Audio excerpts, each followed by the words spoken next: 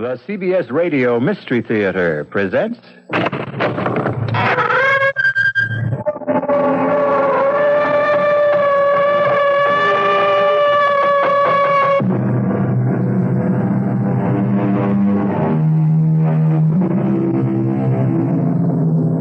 Come in. Welcome. I'm E.G. Marshall. Welcome to the world of eerie imagination. The fear you can hear. Vendetta. The very word itself invokes dread and strikes a mood of brooding terror. But to live on the island of Corsica, home of the vendetta, is to be steeped in the tradition of violent massacres and the fatalistic expectation of ferocious vengeance as a way of life. At least it would have been so just 100 years ago when these famous words were first written. It was a hand. A man's hand. Not a skeleton hand, all bright and clean, but a hand black and desiccated, with the yellow nails, the naked muscles, and traces of blood upon the bones at the point where they had been severed as with the blow of an axe about the middle of the forearm.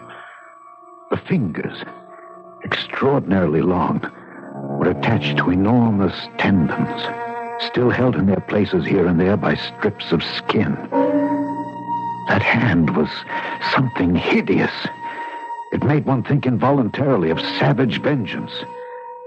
And in spite of the putrescent look of death and dissolution, it seemed to have a life of its own.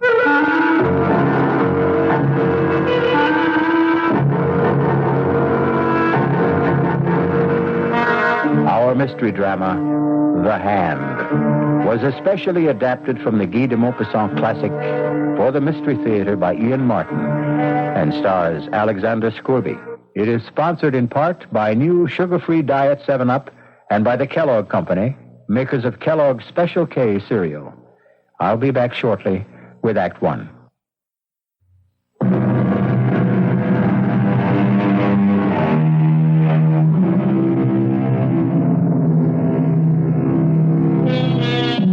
At the time of the bizarre and terrifying affair of the Hand, Henri Donnet was a police magistrate in Ajaccio, a charming little white city nestled on the edge of a beautiful gulf, shut in by lofty mountains.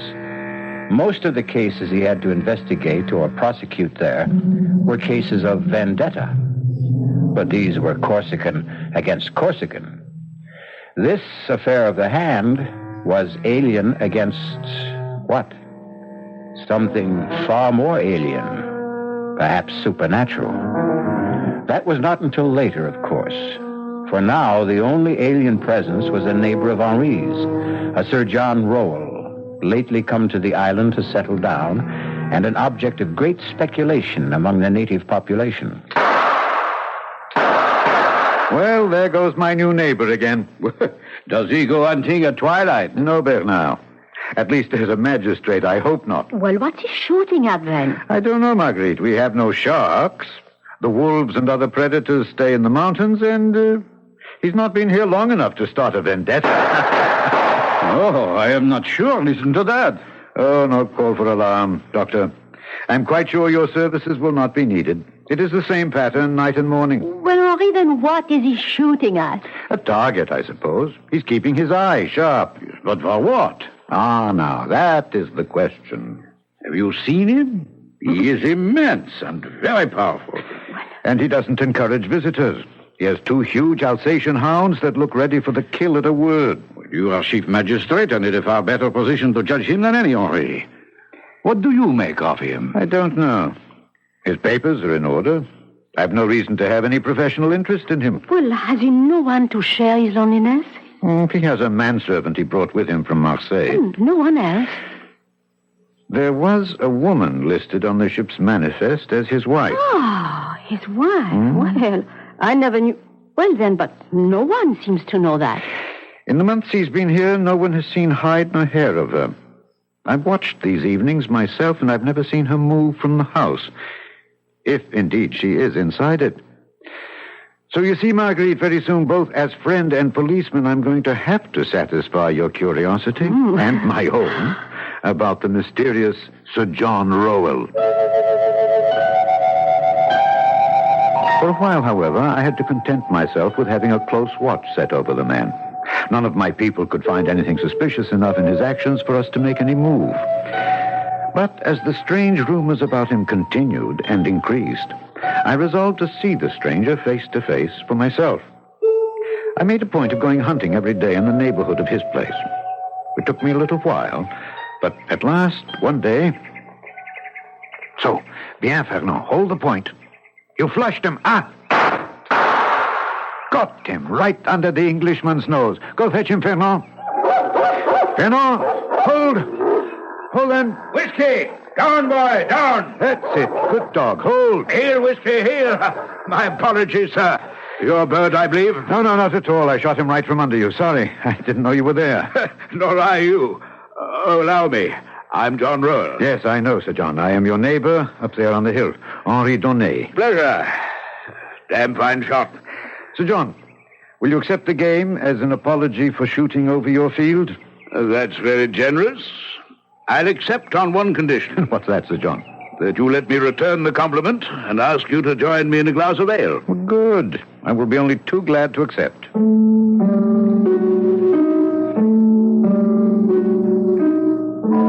It was less the heat of the day than my professional interest that prompted me to accept the invitation from the tall man with the red hair and beard.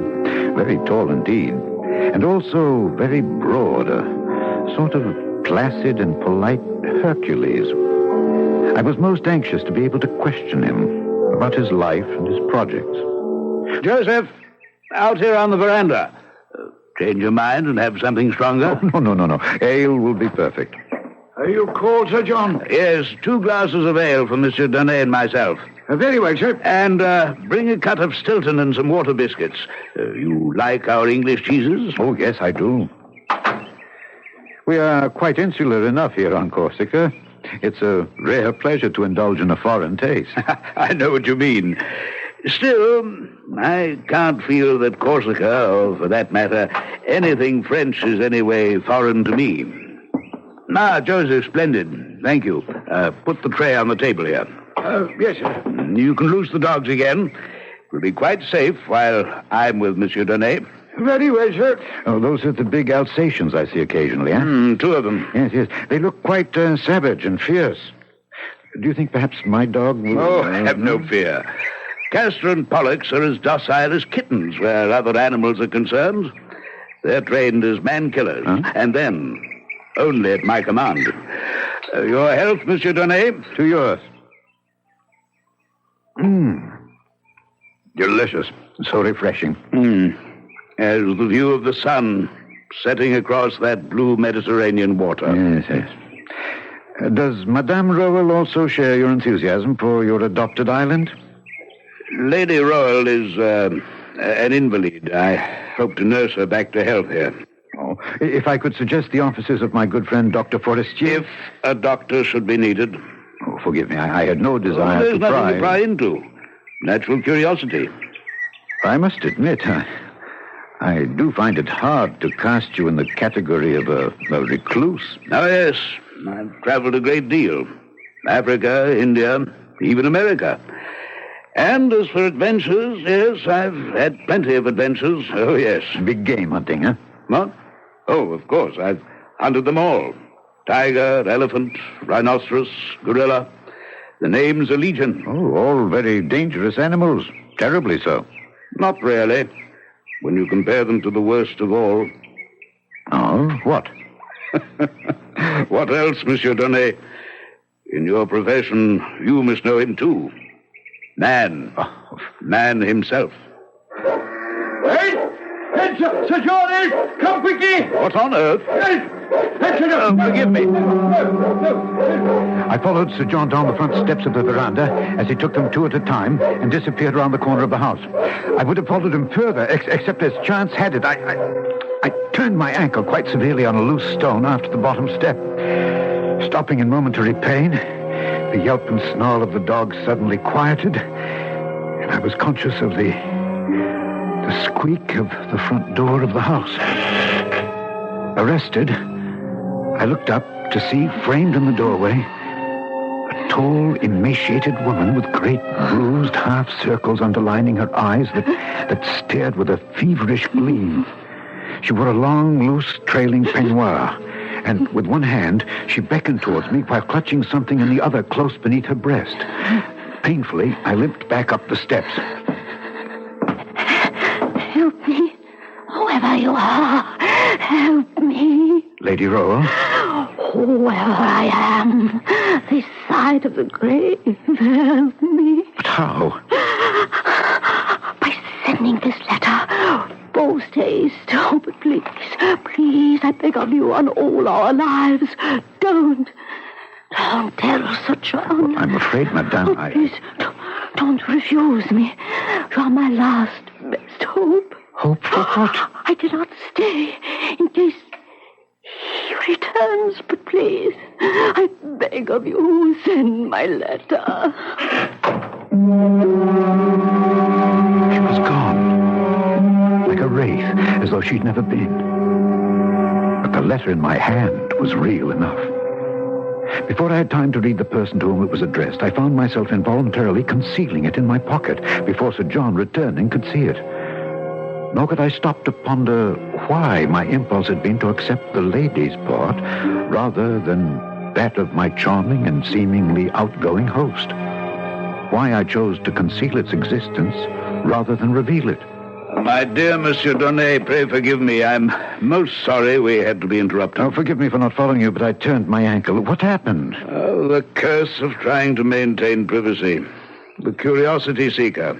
A farmer from back in the hills named Deschamps, who passes by here on his daily route, for some unearthly reason came skulking round the back of the house and was cornered by the dogs. But what would he have expected to find here? Heaven knows. I've no secrets worth anyone's concern but my own, as I hope you believe. Or is your presence here today more than just a seeming accident? Are you concealing something from me, sir? For the first time, I was aware that he wore about his loins an American-style gun belt, and that low on each hip, concealed by the flare of his coattails, were two matched pistols with mother-of-pearl handles, on one of which his right hand rested lightly. The letter in my pocket seemed to burn through the lining as I tried to judge whether it caressed that handle by accident or design.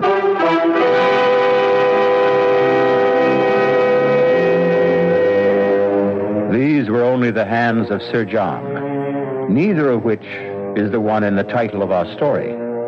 To meet that special hand, you must return with me shortly for Act 2.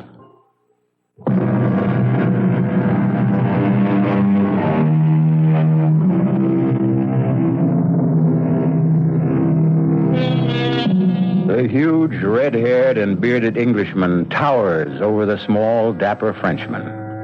They are as widely disparate men as you can imagine. One all muscle and vital force, the other elastic, supple, poised always for the counterstroke, like a rapier. Antagonists? No, only in a sense. But whatever their relationship, mutually admiring of each other. Why should you imagine I have anything to conceal? Why, indeed. Come, let's go inside. I'll show you some of the trophies of a roving life, if you'd be interested. But very, of course.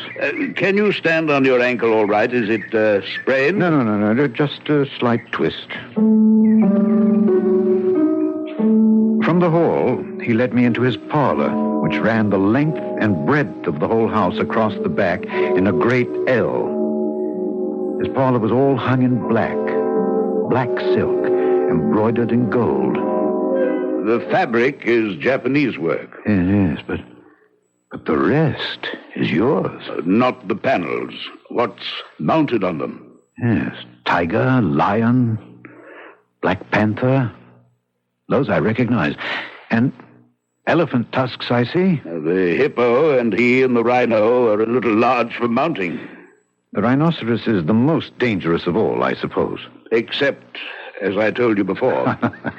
Now, you're not honestly going to tell a policeman that you're a manhunter. Not within the confines of civilization, I hope. But I've done a good deal of manhunting, too, in my time. As a soldier? That's a profession, not a sport. I've saved a mount in the center for the ultimate trophy. But never had, shall we say, the courage to make the necessary bag to mount it. I was following the direction of his gaze to a gapingly empty panel in this bizarre and gory collection from the hunt. A panel conspicuous from all the others since it was lined in red velvet, as if in expectance of framing the pièce de résistance. What would you hope to put there? Once, I would have been tempted. Now, nothing. I keep it there to remind me that it could be my own head that poetic justice could have easily decided to frame. Oh, Gad, it's suddenly getting dark. Yes, and I must be off for home. I mustn't hold up your dinner. I've enjoyed our meeting thoroughly. Please, come again. You're always welcome. I'm not quite so sure of your Alsatians. Oh, you need have no worry. From now on, they'll treat you as a friend, as I hope I can. As I want to be.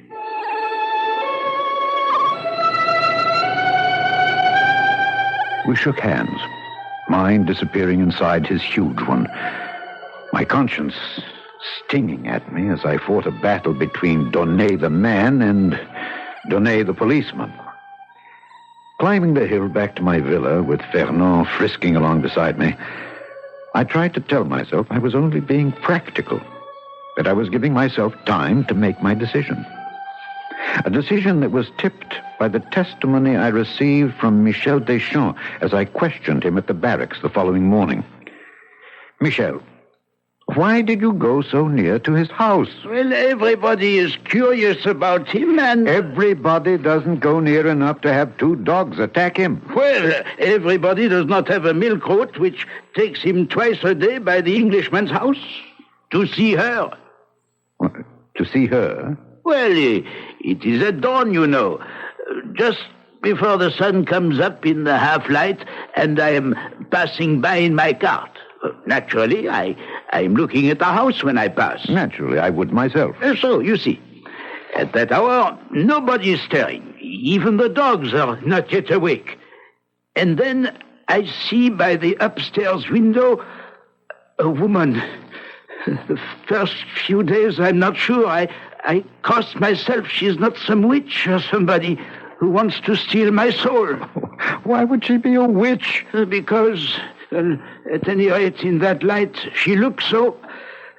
I was afraid to answer. To answer what?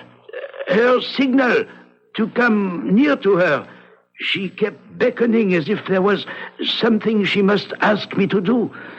Finally, yesterday morning, I could stand it no longer. I had to go see what she wanted to ask. Was that so wrong? No, of course not, Michel. I would have done the same. But the dogs stopped you. Huh? Yes. In a way, I'm sorry. Don't feel that you let her down. But from now on, mind your own business. Oh, I accept your instruction. I will follow what you advocate. What I advocate, by all means. Not what I do. I don't understand you. Sometimes, even a magistrate has to admit, I do not understand myself. But that is not for you to worry about.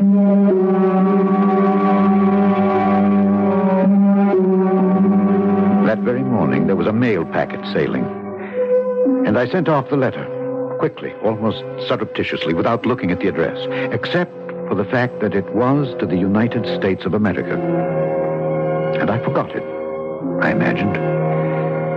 And the months went by. Oh, I do think it's very tedious of you, Henri. Madame Forestier. Oh, well, either for reasons of your own, you are protecting our most famous visitor from the rest of us, or, well, he has some hold over you to protect his precious privacy. He has no hold over me. Quite the contrary. But if he wishes to be private, I would be the first to protect his right. Well, on a small island like this, why should he have it any more than the rest of us?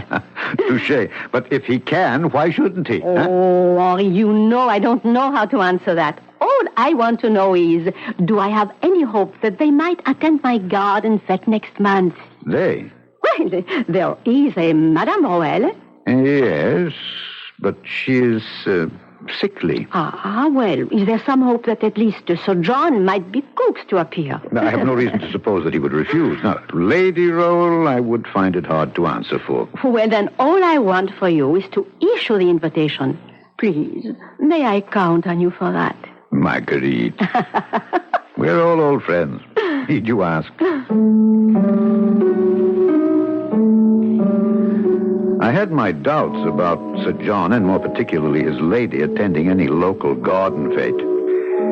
But I could scarcely, in my wildest imaginings, have foreseen how extravagantly and tragically it would be impossible. As I approached the house in the hollow below me, I was in a first-class mood because, in addition to a packet from the mail ship for my host, I also bought a bottle of sherry to share with him that, in my opinion, was one of a kind. He met me at the veranda. Well, this is an unexpected pleasure. We had a mail ship in today. I brought you a parcel. Me? Yes. And I thought I'd outstrip the mail. Vain hope. A parcel, you say? This. What on earth? It might be a gun from its shape, but it scarcely weighs enough. Shall we go to the parlor while I open my surprise parcel?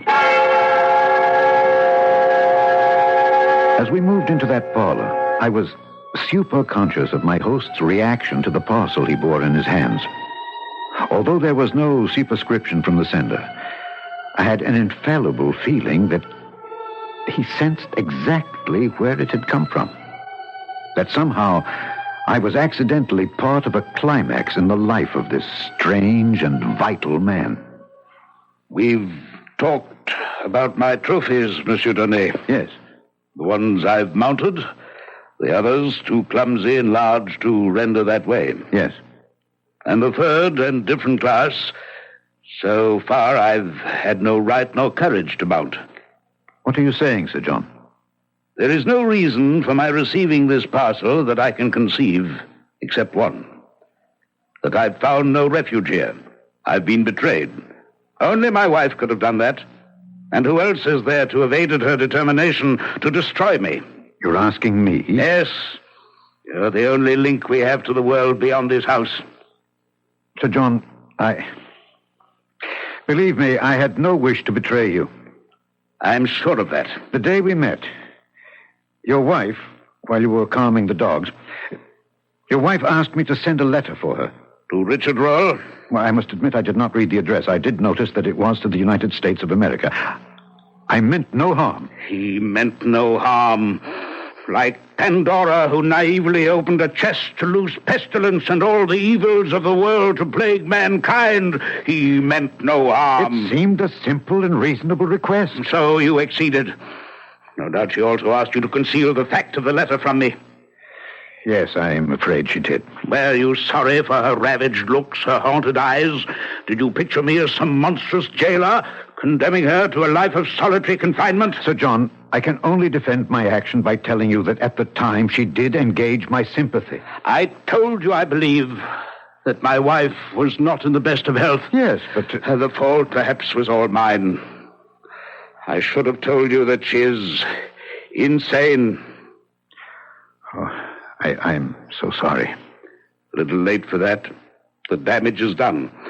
You may have sealed her death warrant, perhaps even mine. Good God, what do you mean? This parcel from America. Would you like to see what evil out of hell you're acceding to that simple and reasonable request has set loose? Sir John... You have involved yourself in this on a personal level. Now I want to involve you on a professional one. As police magistrate, I want you as witness when I open this gift from America. The outer wrapping. Now what do you see? A box. And within it? Something wrapped in canvas. You wrinkle your nose against the smell? Yes, it's very strong. And Very familiar? Yes, formaldehyde. Which is used to preserve flesh from mortifying. There's a drawstring on the canvas, which I'm opening. And I'm about to show you my present from the other side of the world. You sound as if you know what it is. I only wish to God I thought I didn't. I echoed the same wish. But it didn't change the contents. It was a hand. A man's hand. Not a skeleton hand, all bright and clean, but a hand black and desiccated, with traces of blood upon the bones at the point where they had been severed as with the blow of an axe about the middle of the forearm. The fingers, extraordinarily long, were attached to enormous tendons still held in their places by strips of skin. Flayed as it was, that hand was something hideous. It made one think involuntarily of savage vengeance. And in spite of the putrescent look of death and dissolution it had, it seemed to have a life of its own.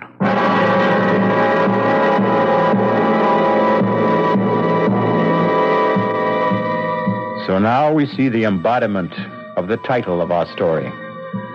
A poor choice of words, since nothing can be more disembodied than a severed hand.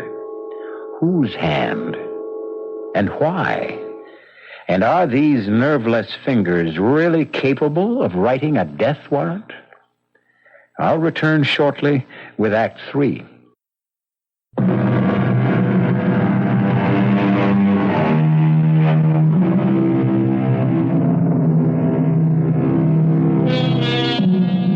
In sick horror, his stomach churning with revulsion, Monsieur Donnet looks at the loathsome object spilled on the desk between him and Sir John. In macabre fascination, his eyes seem riveted to the severed hand. It is only by a supreme effort of will that he is at last able to drag them away and up to Sir John's grim and haunted face. What is it? The hand of a thief. But why? Why is it sent to you? So that there'll be no mistake in my mind who sends it. You said before, Richard Roll. A relation? My twin brother. Younger by less than an hour. As the firstborn, I acceded to the title. The barony was mine, and the living that went with it. Richard had nothing, except my bounty. Our whole life was a gigantic struggle for supremacy. He, because I denied it him. I, because I had to hold it. If you had everything and he had nothing, what chance did he stand against you? Well, I'm English, and I believe in fair play. I couldn't share the title, but I made sure the living was shared equally. I'm not ill-favored, and I'm exceptionally powerful and large. But Richard was taller by 2 inches, stronger by far, and a wild and darkly handsome man that stirred women to a passion beyond their senses. Until Claire. Madame Roll? My wife, yes. Whatever her true name should be now.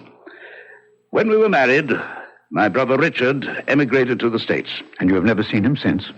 No, yes, I have seen him. I'd hoped for the last time. Will you forgive me now? There's been too much talk, and I must find a place to hang my latest trophy. To hang it?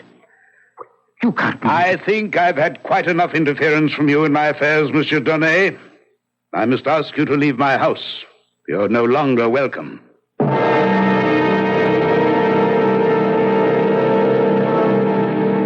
It seemed a long journey up the hill that night, for I did not climb it alone.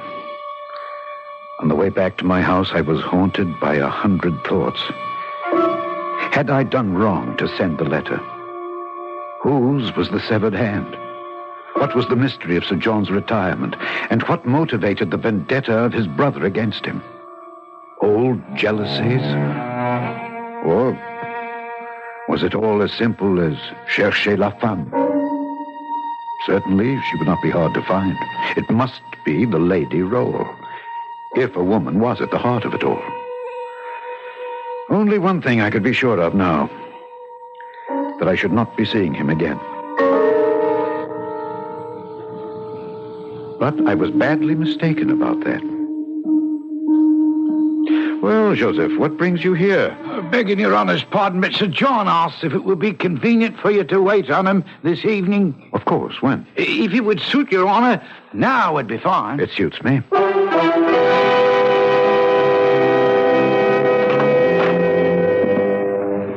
After my churlishness on your last visit, I am more than touched that you do me this honor, Monsieur Denis.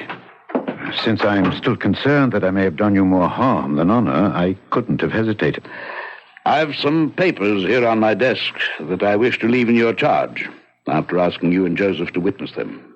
What kind of papers, Sir John? My last will and testament, some property assignments, the legal debris that follows sudden death. Joseph? Yes, Sir John.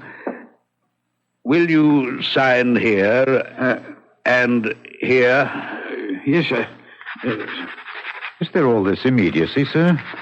In the midst of life, are we not all equally in the midst of death? Thank you, Joseph. You may go. Yes, Sir John. Now, you, Monsieur Denis? If you want me to. But I see no reason why. Whatever polite disclaimer was on my lips, it was frozen at that moment as my eyes fell on a blood-chilling sight. A black object in the midst of the empty panel lined with red velvet. Empty no longer. It was the hand, mounted now as the chief of all trophies. But different from all the others in one respect. They were mounted. This was imprisoned. Round the wrist, an enormous chain of iron had been rivened about the foul relic, and this chain fastened the hand to the wall by a great ring, solid enough to hold an elephant in leash. Good God! Ah, yes, the hand. Well, better than my own head, if I can keep it. Will you sign? Well, yes, of course.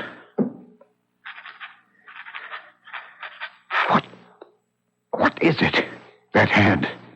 That was part of my best enemy. It was cut off with a saber. Good thing for me, I can tell you. It's huge. Enormously powerful. The man must have been very strong. And so far, I've proved stronger.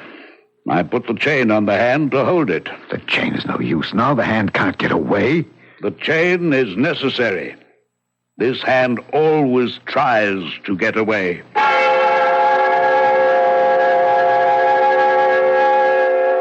That night, I had a hideous nightmare. I dreamt I saw the hand, the horrible hand, running like a scorpion or a spider along the curtains and up and down the walls of my room. 3 times I woke up. 3 times I went to sleep again. 3 times I saw the ghastly thing running all over my room and using its fingers like so many legs.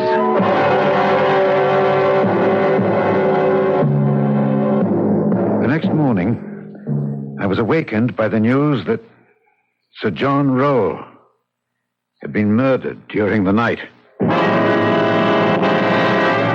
For God's sake, Bernard, act like a doctor instead of some frightened schoolgirl. Oh, no, you have not seen him yet, old friend. Well, is it the first corpse either of us has had the misfortune to look at? The first like this.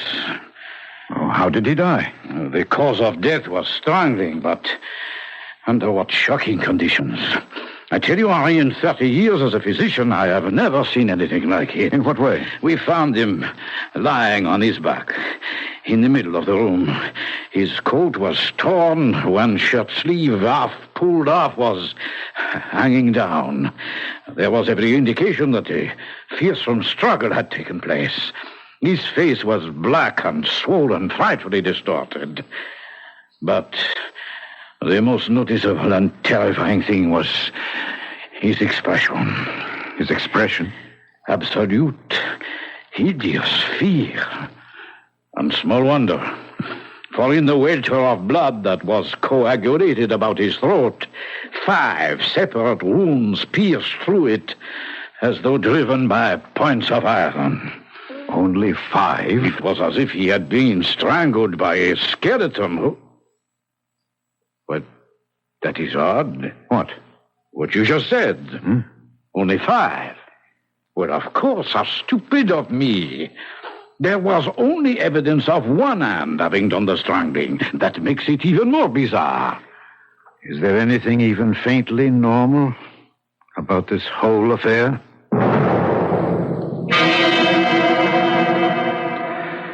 Now, Joseph, you heard no unusual noise during the night. Oh, no, monsieur le magistrate.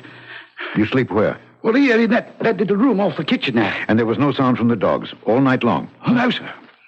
Yet if a stranger had approached the house... Oh, those dogs would have torn him apart if he was a stranger. But they were quiet?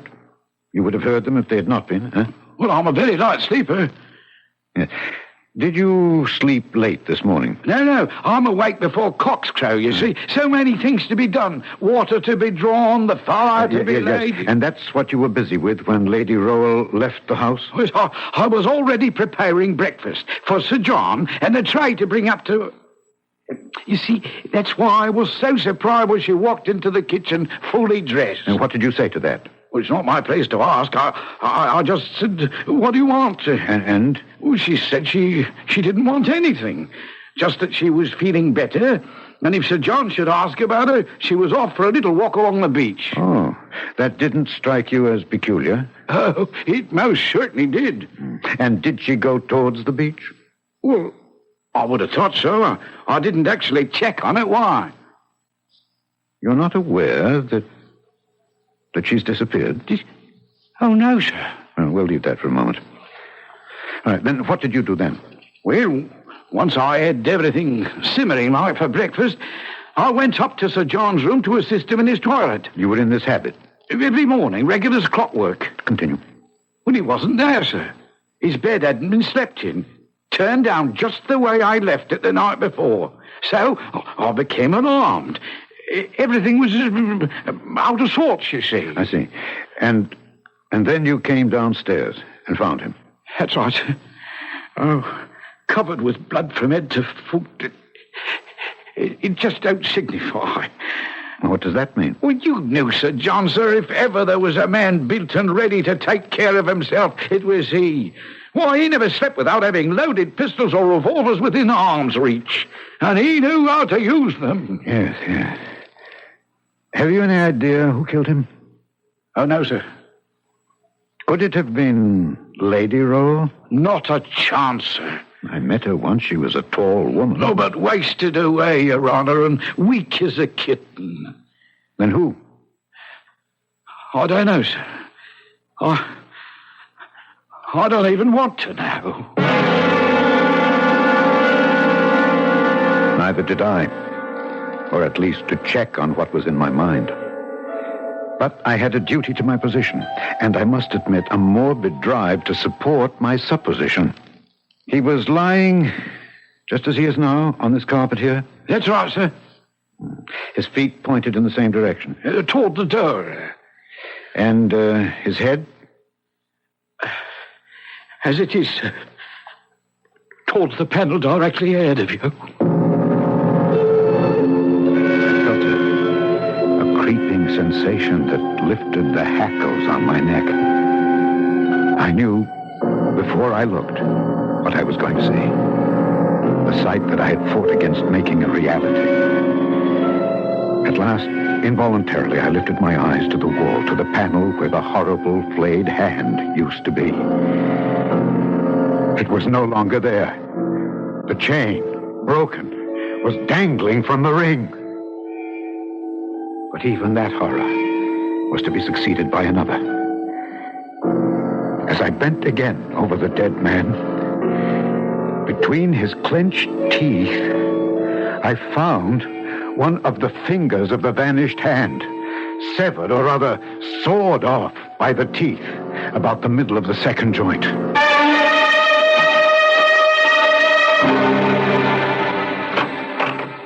Henri? Forgive us for violating the sacred precincts of your police office, but the axle of my carriage is broken, and we are here to beg you to carry us home. If you're ready to go. I'm always at your service. And tonight, since it grows dark early these evenings, I will welcome company. But surely you're not still brooding over Sir John and his vanished lady? The missing Lady Rowell I can accept. Our gulf is beautiful, but the tides are treacherous, and her hold on life at best was tenuous. Perhaps she wanted to end it. The mystery of Sir John is something else again. Something best forgotten, I think. Yes. But it doesn't seem to want to be. Let me show you. Marguerite, forgive me. If you feel faint, close your eyes. Yes. Bernard, you remember you said he might have been strangled by a skeleton? Yes. Yeah. Might he have been strangled by this? Good Lord. So that is the famous hand, huh? Yes, if it were possible, such a hand could have made the wounds on its throat, but where did you find this? It was discovered last night in the cemetery on the tomb of Sir John Rowell.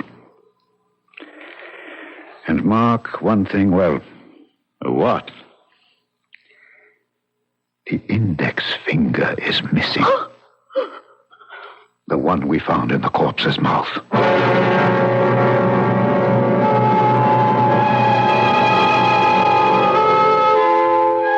The hand of a thief, Sir John Rowell said. His brother Richard? But if so, what did he steal? His wealth? His reputation? His wife?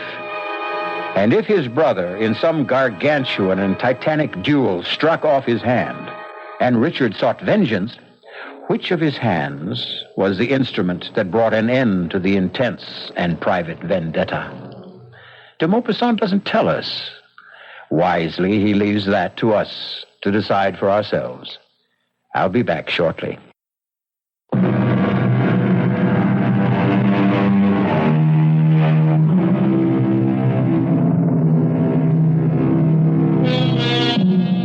I won't easily close my eyes tonight, for fear that my mind's eye will conjure up a vision of the black and desiccated hand with the yellowed nails, scrabbling like some loathsome crab across the floor, up and over my bed, and scuttling around the walls. Its 4 good fingers moving like spider legs, the mutilated stump of the 5th like a head. Our cast included Alexander Scorby, Ian Martin, Mildred Clinton, and Guy Sorrell. The entire production was under the direction of Hyman Brown. And now, a preview of our next tale. You must know. Elia must have told you. Elia's parents were gypsies, but he's not. But he hasn't forgotten, has he? What they believe, the gypsies. You don't mean that you... They believe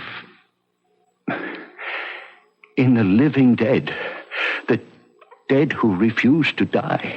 You mean vampires? That is what you mean, isn't it? I never said I believe. But you let her sew the blackthorn into your coat. Well, I couldn't stop her. But why now? Why today? Oh. You don't mean... Mother? Marie believes your mother has become a vampire. Here's 78 on 78. News Radio 78, WBBM, Chicago. The CBS Radio Mystery Theater presents...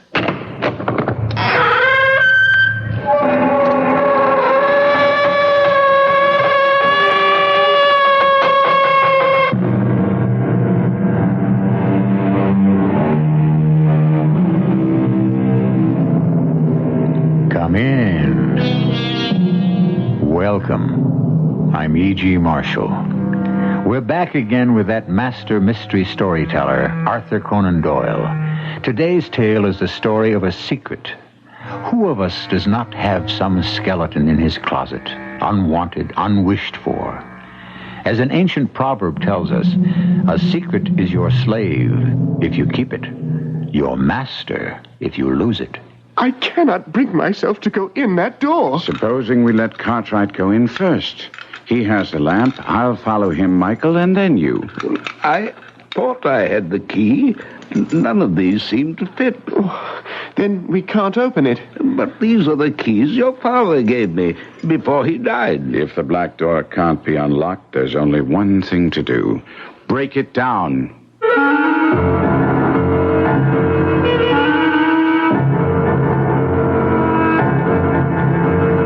Our mystery drama, The Black Door, is adapted from a story by A. Conan Doyle, especially for the Mystery Theater by G. Frederick Lewis, and stars Kevin McCarthy. It is sponsored in part by Contact, the 12-hour cold capsule, and True Value hardware stores. I'll be back shortly with Act One. Egad, how irresistible you found that luxurious, elegant Buick Electra you saw last fall. But you judiciously opted to wait for the time of year when the price might well be more in your favor. Well, if one were to contact a Buick dealer right now, one might find him offering most agreeable deals. Buick Electra. Yes, you can. That's your Buick dealers. Yes, you can. Yes, you can.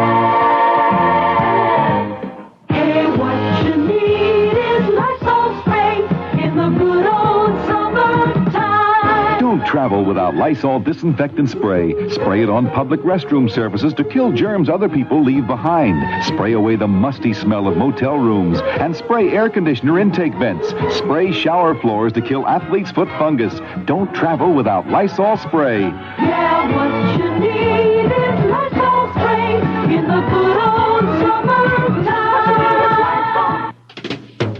Seasons keep on changing, and friends are rearranging. Today is becoming such a part of the past. At Avondale, we want you to feel free. And what better way to feel free than with Avondale's new summer premium gifts? Free to you without any additional charge when you open a new account or add to an existing one at any of Avondale's 3 convenient offices. There's everything from chaise lounges to skateboards, barbecue utensils to stack tables, toolboxes to bathroom scales. All free premium gifts are determined by amount of deposit, and quantities are limited. But remember, no matter what category you save in, Avondale's premium gifts are always free. So stop in for your new summer premiums today and start saving for tomorrow at Avondale. We'll be with you tomorrow. Avondale Savings. There's an Avondale Savings location near you on the northwest side at 2965 North Milwaukee Avenue.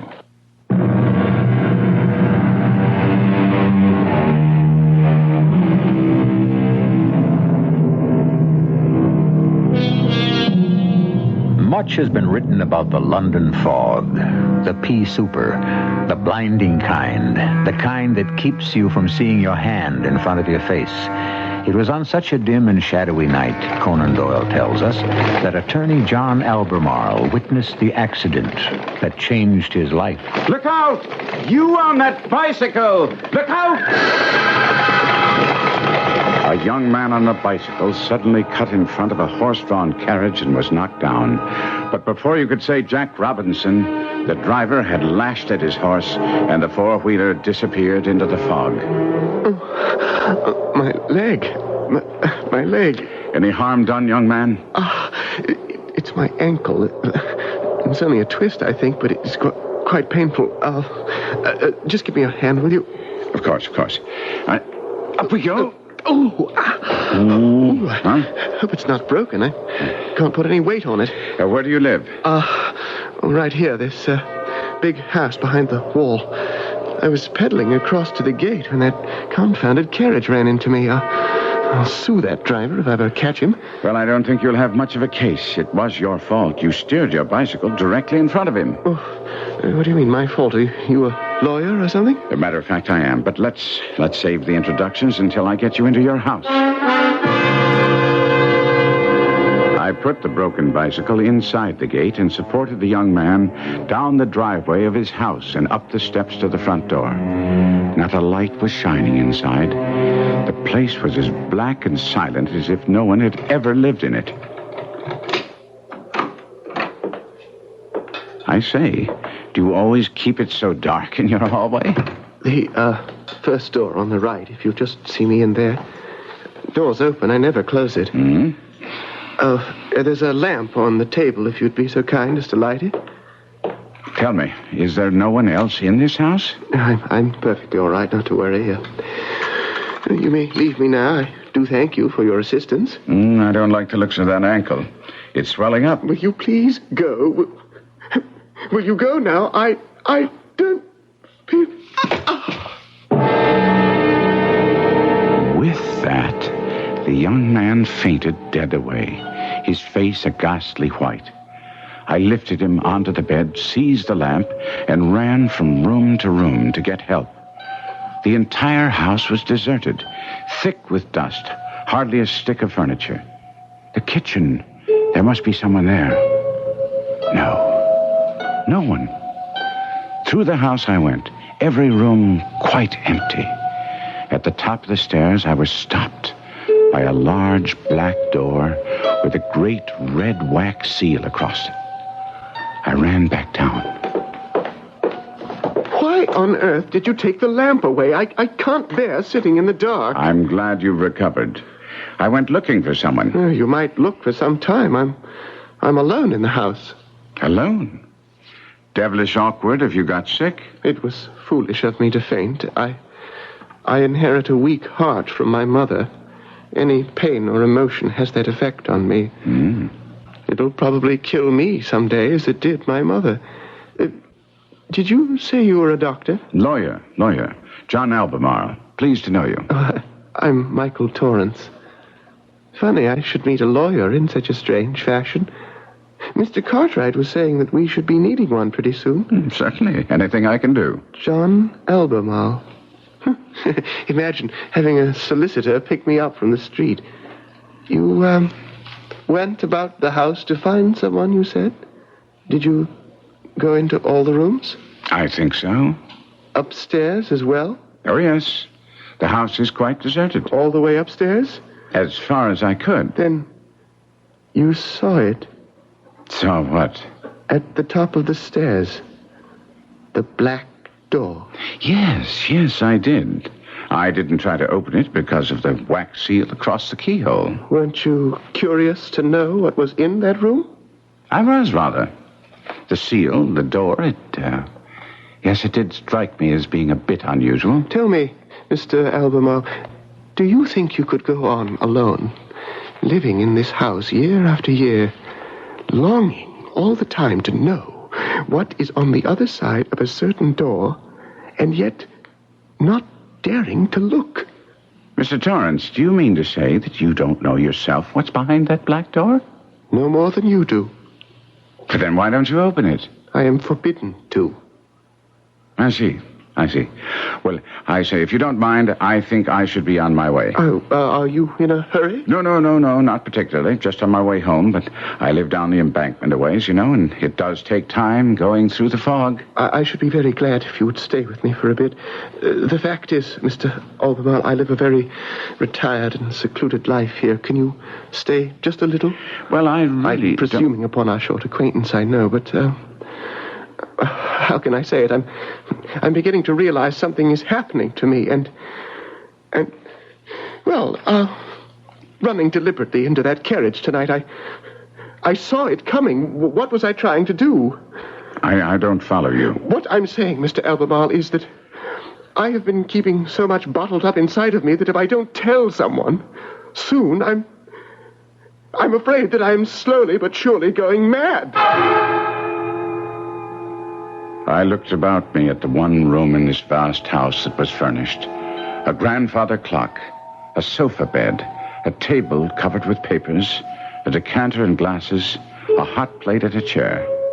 There was something grotesque about it all. I knew that I couldn't leave Michael Torrance in the state he was in. Would you please stay? Certainly. I should be very happy to. Oh, splendid. You'll find spirits and a siphon on the table. Forgive me if I don't act the host, but my foot is still a bit sore. Those are cigars in the tray. Help yourself. And would you bring me one? Thank you. So, you are a solicitor, Mr. Albemarle? Yes. How fortunate you are, sir. You are a lawyer, and I am nothing. I am that most helpless of living creatures, the son of a millionaire. I was brought up with the expectation of great wealth, and here I am, a poor man without any profession at all. And on top of that, all I'm left with is a great mansion which I cannot afford to keep and cannot sell or rent. Why not? I am forbidden to by instructions left me by my father. Strange. Oh, you must know that my father was H.C. Torrance, the banker. Torrance, of course. I knew that name rang a bell. So you, know about the scandal? Well, I recall something written in the papers at that time. Some financial dealings of his that went sour, And he left the country. My poor father. He left England to avoid all his friends whose savings he had invested in an unsuccessful speculation. You see, Father was a very nervous and sensitive man. Perhaps I've inherited that from him. But if I remember, he was never accused of having done anything criminal. Oh, no. Purely a matter of sentiment. He couldn't even face his own family, and he died among strangers without ever letting us know where he was. He died, huh? My mother and I, we couldn't prove his death, but we knew he must be dead. How? Well, because after several years, his speculations came right back again. His friends, all of them, made quite a packet. So there was no reason why Father should not come back to England and look them all in the face. Oh, he would have returned if he were alive, I'm sure of it. When did you last hear from him? Let me see. It's all so muddled in my head. I know the first 2 years after he left, my mother received a letter each year. And your father didn't say where he was living? No, he never gave a return address. So there were only 2 letters? 3, all told. That's where the mystery of the sealed-up black door all began. You know, I would like very much to have you look at those letters.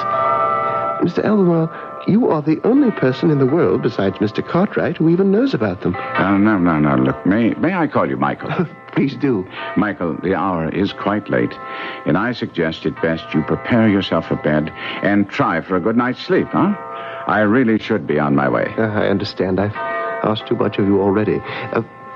I want you to know, though, Mr. Albemarle, you've already restored some of my sanity.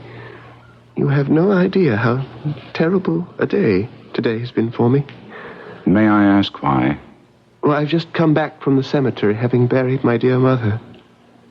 The prospect of continuing alone is almost more than I can bear. Michael, why don't I stop by tomorrow? I'd like to look in on you, see how you're getting on. Would you, please? Lord, what a horrendous day this has been. I hope I shan't experience another like it as long as I live. No wonder Michael Torrance had appeared strange to me that evening. A young man who obviously needed friendship, needed love, and suddenly found himself alone in the world, orphaned. But the following afternoon, I was sitting in my office when a tall, ascetic-looking gentleman walked in with the aid of a cane. Would I please see him? It was most urgent. Mr. Albemarle, I hope you will forgive this intrusion. May I introduce myself? My name is Cartwright. I'm a friend of Michael Torrance. Oh, yes. He told me. You are the executor of the Torrance estate, I believe. In a way, yes. May I speak quite frankly? I prefer it. Master Michael came to see me early this morning. I was not yet up. Mr. Albemarle, in my opinion, by befriending that young man, you may have stumbled into a hornet's nest. I don't follow you. I would advise you, as an old and trusted friend of Michael's father, that you forget the entire episode. Put it out of your mind. Disregard what I saw with my own eyes? Master Michael has a tendency to dramatize events. I'm very appreciative of what you did for him last night, and so is he. I understand he ran into a carriage and you assisted him into his house. What I fail to understand, Mr. Cartwright, is why you feel it best that I forget the young man's existence. As for that black door... You saw it? Of course. Michael and I discussed it. Well, I'm sorry to hear that. In fact, I had intended visiting Michael today. I left him quite overwrought, which is, of course, quite understandable in a person who had buried his mother that very day. He said that? No, why not? He has no reason to hide it. Master Michael told you he had buried his mother yesterday? You appear incredulous. Isn't his mother dead? Oh, yes. Mrs. Torrance is dead, but she died and was buried 2 years ago.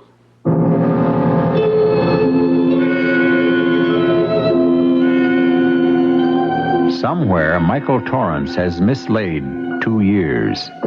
It has been said that great emotional stress expands and contracts time. Many tragedies suffered in one's past are often as fresh as though they happened yesterday. Conversely, what happened yesterday could already be forgotten.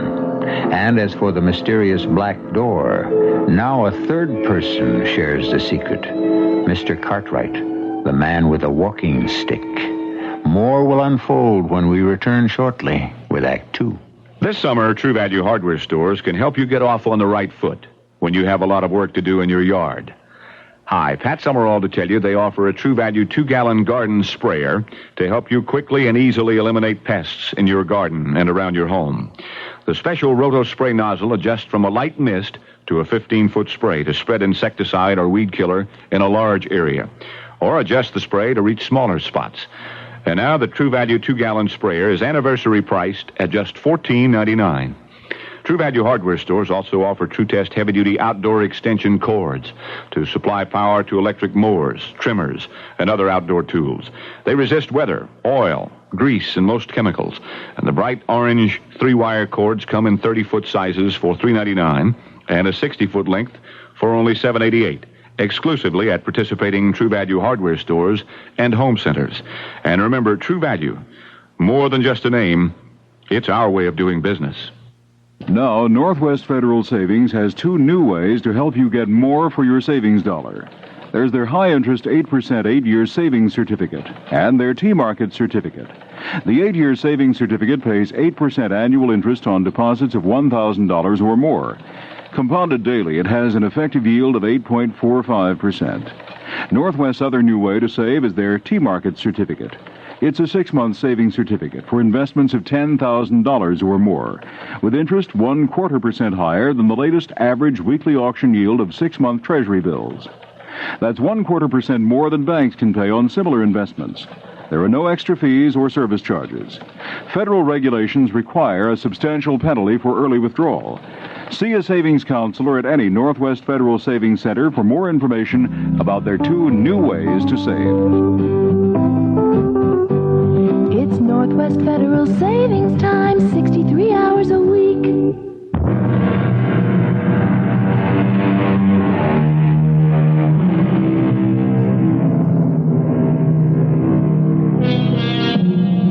John Albemarle, an English barrister, has taken on many legal cases in his day, but none as puzzling as the one he happened on by accident. That of the son of a millionaire banker whose memory appears disturbed and whose nights are spent in a mansion of empty rooms and a sealed door painted black.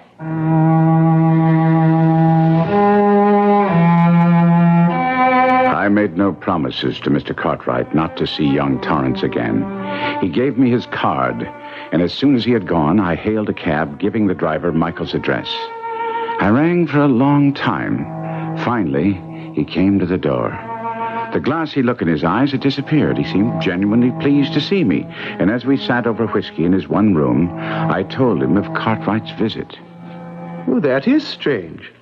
He asked me who you were. Naturally, I told him, gave him your address, but I never dreamed he'd go see you. I wonder why. Michael, just who is he? Cartwright? Oh, he was my father's confidential clerk. More of an assistant, really. And he continued to be both friend and advisor to my mother and then myself. I don't know what I should have done without him. I hope, Michael, that he is as good a friend as you say. I was wondering whether you'd come back to see me, so I dug out a letter I felt you'd be interested to see. It's the very first one which came from my father 7 years ago when he left England. It was written to my mother. I haven't looked at it in years, but I can still almost remember it word for word. I'll confess to you, Mr. Albemarle, just to hold that letter in my hand disturbs me deeply. Oh, I understand. I don't think you do. The paper, the ink, the very shape of the words in his handwriting, they spring out at me. I can almost hear his voice as I read it. Let me, then. No. I must rid myself of this constant feeling that my father is watching my every move. It's an obsession, I know. I must face up to it. Now, this is what he says. My ever dearest wife, since the doctors have told me quite privately how weak your heart is and how harmful any shock might be, I can no longer refrain from telling you that things have been going badly with me. This will cause me to leave you for a little time, but it is with the absolute assurance that we shall see each other very soon. Don't let our parting impair your health, for that is what I want above all things to avoid. I can't go on, Mr. Albemarle. Do forgive me. I cannot bring myself to read any more. May I look at the letter? Thank you.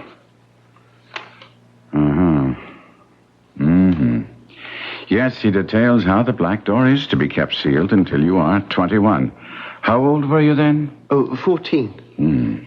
Sir, read how he ends the letter. It will help you understand what a kind and considerate man he was. And now, goodbye, my own best of wives. During our short separation, you should consult Mr. Cartwright on any matters which should arise. He has my complete confidence, ever and always. Your loving husband, Hugh, June 4, 1881. You know, my father was a man noted for his almost fanatical love of the truth. He was always accurate to the penny. When he said in that letter 7 years ago that he hoped to see my mother very soon, you may rely on it that he meant it. Michael, it seems to me that you are living in the shadow of something quite mysterious. And you should either open the black door or find yourself accommodations elsewhere. It's not good for you to remain here. I couldn't dream of disobeying my father. Did you read his instructions carefully about the door? Let me have it back. Here's the place. Listen to this.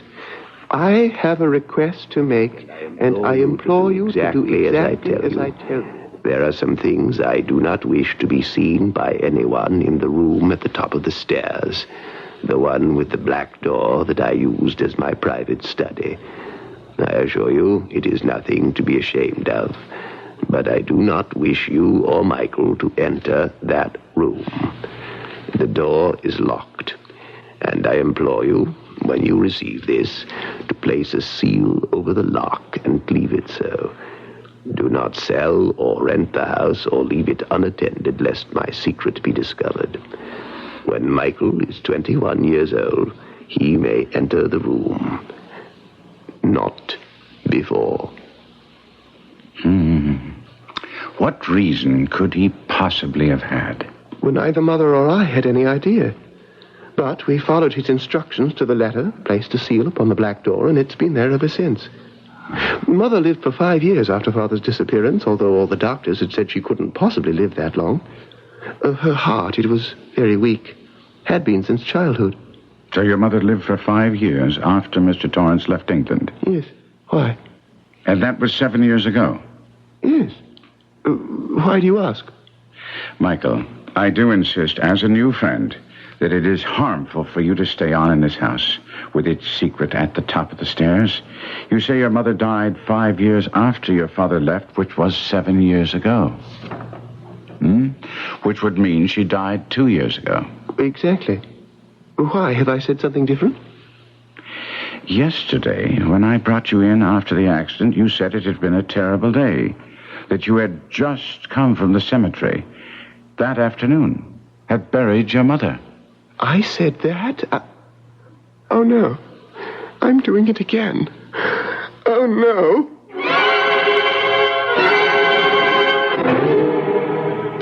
I'm no doctor or psychologist whatsoever, but I do know that to extend the hand of friendship when it is needed can be the best medicine there is. I reassured Michael that anyone could have lapses of memory and that the emotional strain he was under could even alter the fact of time in his mind. I took him to my club for dinner, and we strolled back to his house along the Chelsea embankment. No, that house has no happy memories for me. After Father left, Mother and I were gradually compelled to sell the furniture, dismiss the servants, and, well, as you saw, I'm living alone in one single room.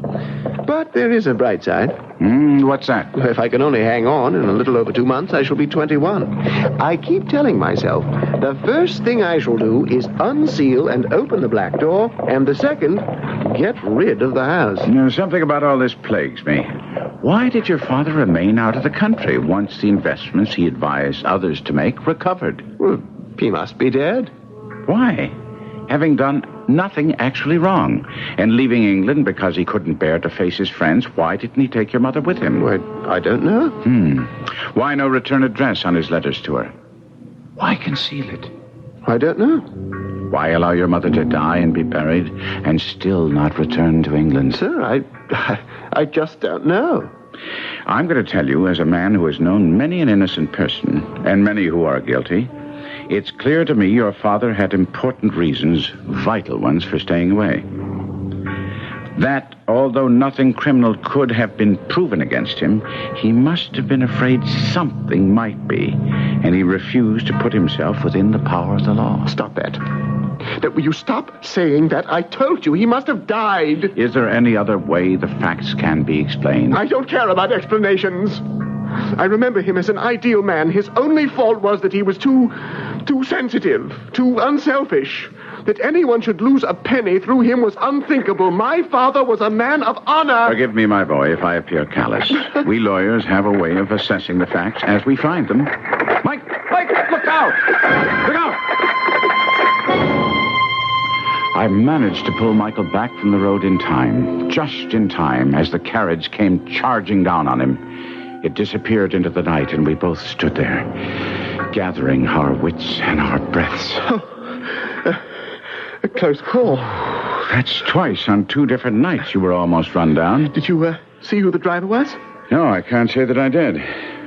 Was there someone in the carriage? I had just a glimpse of a man waving a walking stick out the window. Now, let's get into your house. It may be gloomy, but it's safer. What's that you see there? It's a walking stick. Must have dropped from the carriage. Take a look at this, Mr. Albemarle. Have you ever seen it before? Yes, I have, somewhere. Or one very much like it. So have I. Do you know whose it is? Not really. Mr. Cartwright's. It's identical to the one he carries.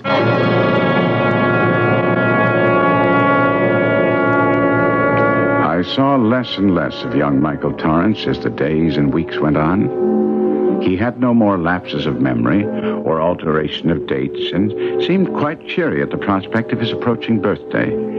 And then one day I was in my law offices in Lincoln's Inn Fields when someone knocked at my door with a cane.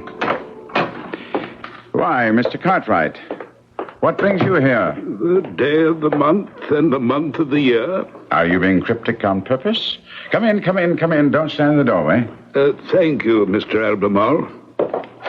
Sit down. May I take your cane? No, thank you. I need it to get round. Oh.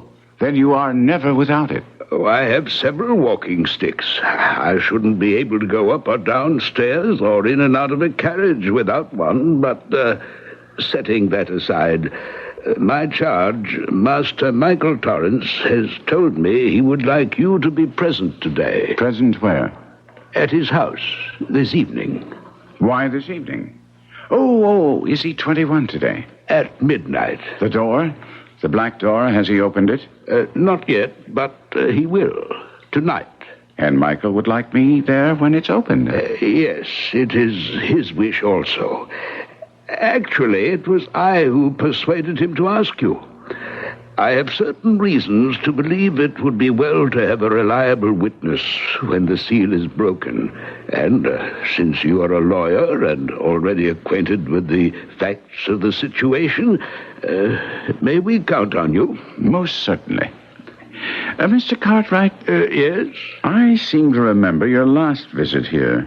You were warning me to stay out of this affair. Well, I was afraid you might be one of those who tried to take advantage of Master Michael. Others have tried. I had similar suspicions about you, Mr. Cartwright. I know. The walking stick he found in the street.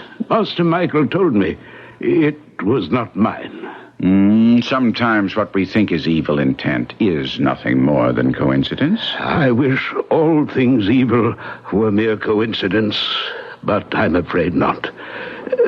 Be good enough to hand me my cane, will you?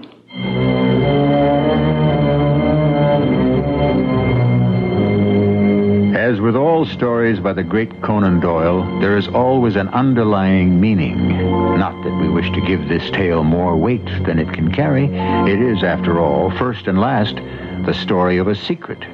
Somewhere, however, runs the thread of honor and dishonor. Hang on, for Act 3 will begin shortly, and that is the act that usually has all the answers. Somehow, you fought the temptation to buy a new Buick Century until now, because you figured that along about this time, your Buick dealer just might be as anxious to talk to you as you are to get a Century. Well, you shrewd rascal, you were right, which means you and that Century can get together now with a deal that may surprise you. Buick Century. Yes, you can. At your Buick dealers. Yes, you can. Yes, you can. Take your contact, take it now. Give your code to contact. Cold virus doesn't go away in summer. It's here all summer long and can make you sick. That's why there's Contact. No matter what cold virus attacks, one capsule helps relieve swollen membranes, your runny, sneezy misery up to 12 hours, all day, all night. That's the wonder of Contact. Give your code to Contact. Take only as directed. Surround yourself with comfortable feelings for those beautiful moments in life. At Wick's Furniture. There's a feeling that surrounds you when you're proud of your fine home. A reflection of the way you live and the people you have known. And when you need a friend to help you choose the very best, we can give you years of pleasure with beautiful things that last. We can promise years of pleasure with beautiful things that last. If it's right for you, it's right at Wick's Furniture. Wick's Furniture will brighten your home for those beautiful moments in life. This is WBBM Chicago.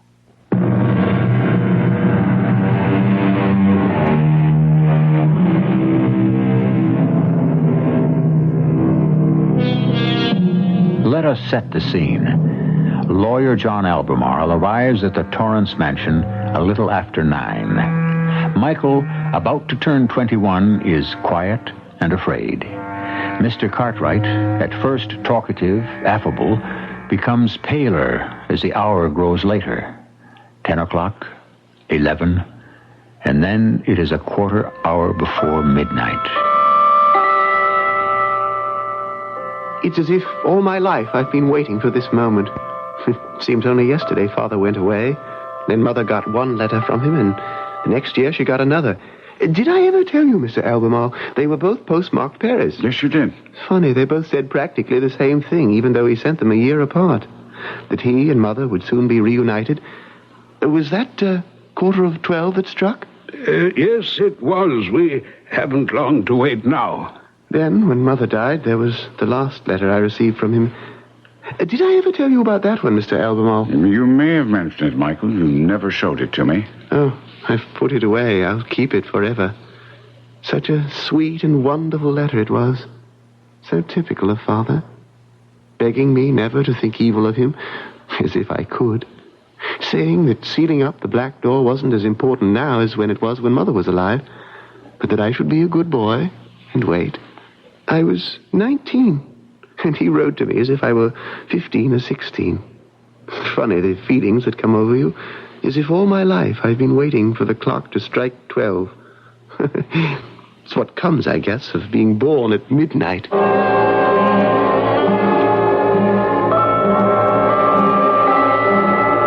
The clock began to strike 12, and there we were, on the threshold of unlocking the door and the mystery.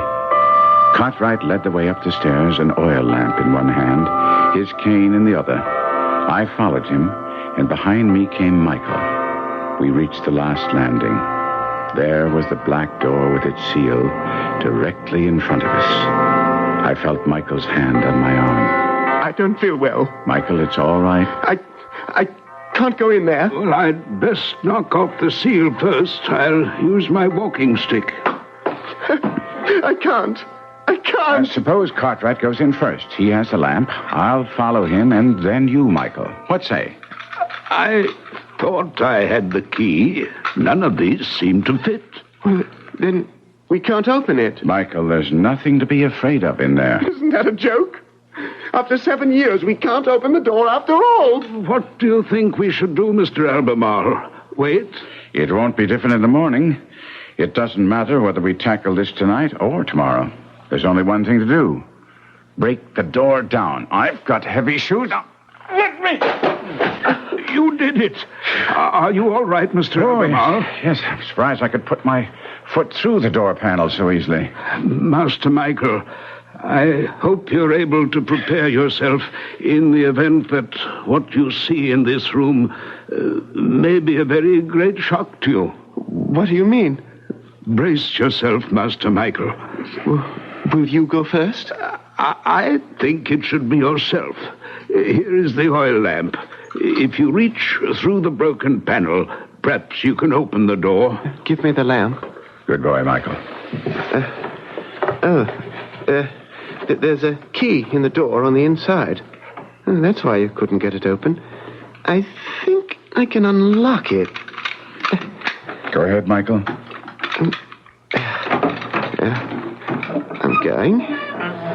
I'm going. Oh, my great God in heaven! The lamp. No, it's on fire. He's spilling oil all over the floor. Cartwright, come in here. Help me beat out these flames. Michael, drop the lamp. There's a short rug here, Mr. Albemarle. Grab that end of it. Paul, here we are. There. Oh, we have it off the floor. Let's get it over here. Right. No. Slap it down over the lamp of the flames. Good. That does it. Oh, so much smoke. The flames are out, though. That smoke it. Oh, it's the dust and everything dry in here. Ooh. Where's Michael? I can't see. It's so dark. The smoke. He's lying on the floor over here. I'm afraid he's passed out. Michael, wake up. Come on, Michael. What is it? What happened? You dropped the oil lamp. It caught fire. It's all right now. Where's Mr. Cartwright? Gone to fetch another lamp, I expect. What happened to you? Did you trip? I saw him sitting there. Who? My father. What? Found another lamp. Oh, Lord in heaven, my poor master, my poor master. A single table and a chair were in front of us, and sitting on it, his back turned, was a man in the act of writing. His outline was as natural as life, but as the light fell on him, I could see the back of his neck was black and wrinkled and no thicker than my wrist. Thick gray dust lay everywhere. On the man's shoulders, his hair, his shriveled, lemon-colored hands. His head had fallen forward on his chest. The pen still rested on a discolored sheet of paper. My master. Oh, my poor master. Is that Mr. Torrance himself? There he has sat for 7 years. Why did he do it? I begged him. But he would have his way. He locked the door on the inside and then sat himself down. He was writing something. I can make out the words. Reach over and take it, Mr. Albemarle. I would do it, but I must leave the room. I cannot bear to be in here a moment longer. Michael, stand up, my boy. We'll go downstairs. I think that we've seen enough of this. Death hangs over everything.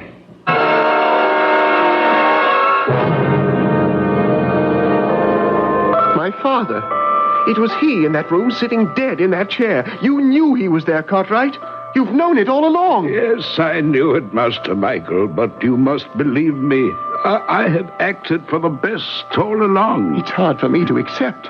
For 7 years you've known my father was dead behind that black door. You never said a word to my mother or myself. Well, how could I say anything? Oh, don't be harsh with me, Master Michael. Make allowances for a man who has had a hard part to play. Oh, my head is swimming. I can't grasp it. Those letters to my mother and myself, they were forgeries? Oh, no. Your father wrote every word, and he addressed them and left them in my keeping to be posted. Oh, believe me, I followed his instructions to the very letter. He was my master, and I obeyed him. I've calmed down some, Mr. Cartwright. It's all right. Now, please, tell us about it. I can stand it. It was in this very room, Master Michael. You remember this used to be the morning room. 7 years ago it was, and he called me in here. Your father did. Cartwright, I'm sure you're aware this is a period of great trouble for me. There's no help for it. A great many people, even some who had few savings, are losing everything because of me. Well, it's not your fault entirely, Mr. Torrance. It is my fault entirely. Every person I advise knows I've betrayed them. Oh, no, sir. Cartwright, you see before you a man who deserves no place among the living. But you're too hard upon yourself. Dishonor and betrayal. What is there left for me? What do you mean, sir? I shall tell you. To leave this world, it's not as easy as one would wish. What I tell you now is in secret confidence, Cartwright. You have my word. The finest doctors I could find here in London have told me that my wife's heart could fail her with the slightest shock. How can I do away with myself, then? You must not, sir. There's the answer. I have made up my mind. Now listen. My wife has been given a few months to live at most. I shall write 2 letters. No, 3. You will go to Paris, Cartwright, and mail each to my wife a month apart. Then, on that unhappy day, when she passes away, you will mail a 3rd letter, which I shall address to my son. In that way, I will be thought still alive. I shall go up to my study now. Mr. Torrance, I beg you, think again. For the sake of all those you love, for those who love you.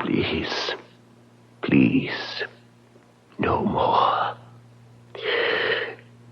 pray for me, Cartwright?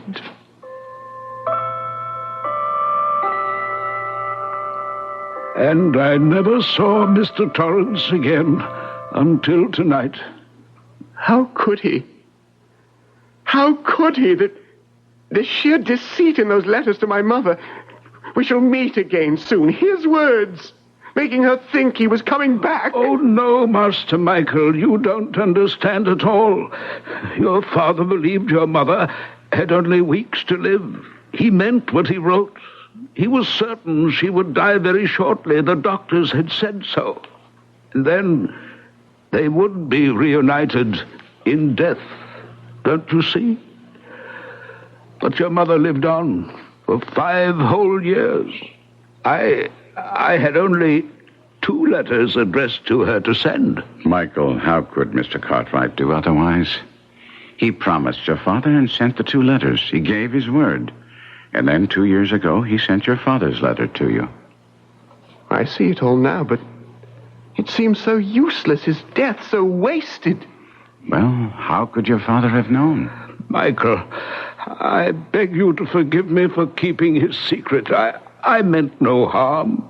Believe me, every day I spent under this roof with your mother and yourself, every day was torture for me. I knew he was up there, and many times I felt he was watching me. Yes. Strange you should say that. I did, too. I'd promised him. What could I do? I gave my word. I don't blame you. Spared my mother a very great shock, that I'm sure of. Had she the slightest inkling what was behind the black door, it would have broken her heart. So she died, believing he was still somewhere alive. What is that paper Mr. Albemarle is giving you? It is what Mr. Torrance was writing. Do you wish to see it? Please. It's very faded, isn't it? But yes, I can read it. I have taken the poison, and I feel it working in my veins. It is strange, but not painful. When these words are read, I shall, if my wishes have been faithfully carried out, have been dead many years. Surely no one who has lost money through me will still bear me animosity. And you, my dear son Michael, you will forgive me this family scandal. I lay down my pen and pray, may God find rest for a sorely wearied spirit.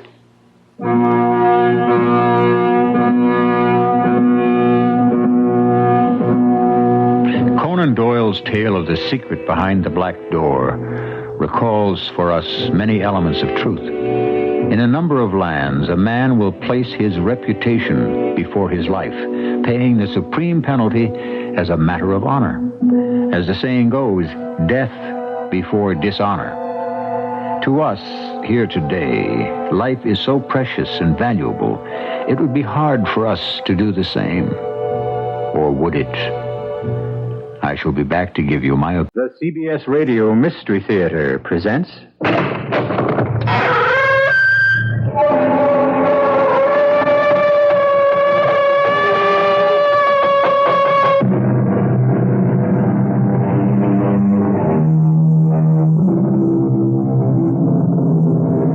Come in. Welcome. I'm E.G. Marshall. Good to have you with us. Settle down and be comfortable. Lend us not only your ears, but your deepest concentration while we tell you a strange and macabre story. Where do you live? Peoria? Salt Lake City? Buffalo? Memphis? Huh? Where? Springfield? Manchester? Spokane? Hackensack? No, you don't live in any of those places, or in any other place that has a name. You live, each one of you, night and day, year after year, in the nameless, hidden places of your own mind. Mr. Z, Who ever dreamed up the Black Room anyway? I have no idea. Somebody must have. There's always been a Black Room, Mr. K, far as I know. Hell of a place. Yes. How long do you think he'll last? Matter of days. Weeks, possibly. Then what? He'll go mad. Or die.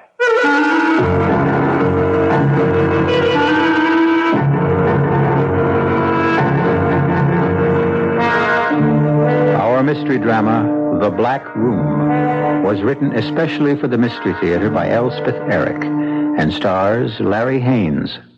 It is sponsored in part by Buick Motor Division and Anheuser-Busch Incorporated, Brewers of Budweiser. I'll be back shortly with Act One.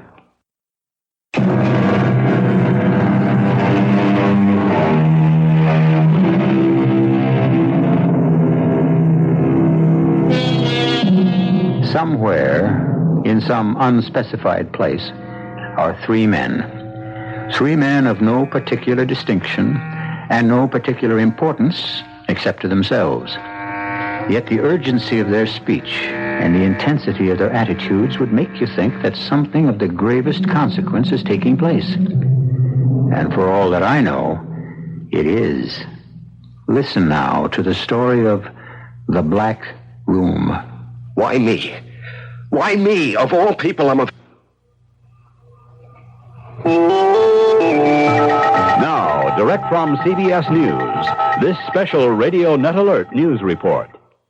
I'm Jim Kilpatrick, CBS News in New York. Former President Nixon remains in critical condition in a hospital in California. The latest medical bulletin was issued moments ago by Norm Nager, a hospital spokesman in Long Beach, California. Former President Richard Nixon remains in critical condition. His vascular system, however, is now stabilized. He has a low-grade temperature. He has a somewhat elevated pulse rate. He is on intravenous feedings and medication. His blood pressure is stable now. He is under care of a team of specialized intensive care nurses. The surgeon, Dr. Alden Hickman, is remaining near him through the night. Mrs. Nixon and his daughter, Julie Nixon Eisenhower, are with him now.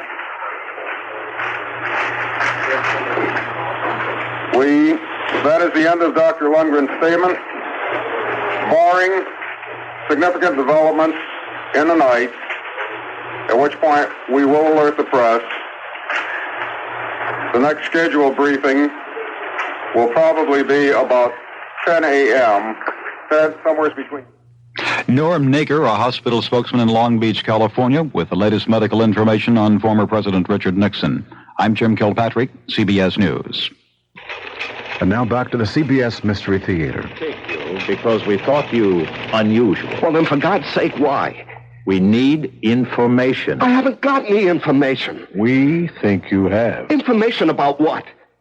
Look, if I have it, I'll give it to you. I'll tell you anything you want to know. You mean that? What do you want to know?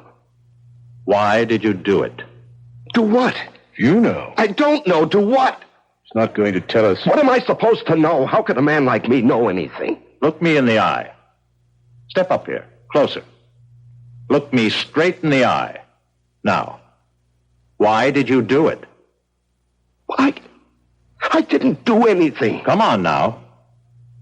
He'll never tell you. What am I supposed to have done? He's hopeless. You guys, I never saw you before in my life. Who the hell are you anyway? I'm the man in charge here. And who's he? My deputy. Well, who gave you the right to bust into my house, drag me down here, and start asking me questions?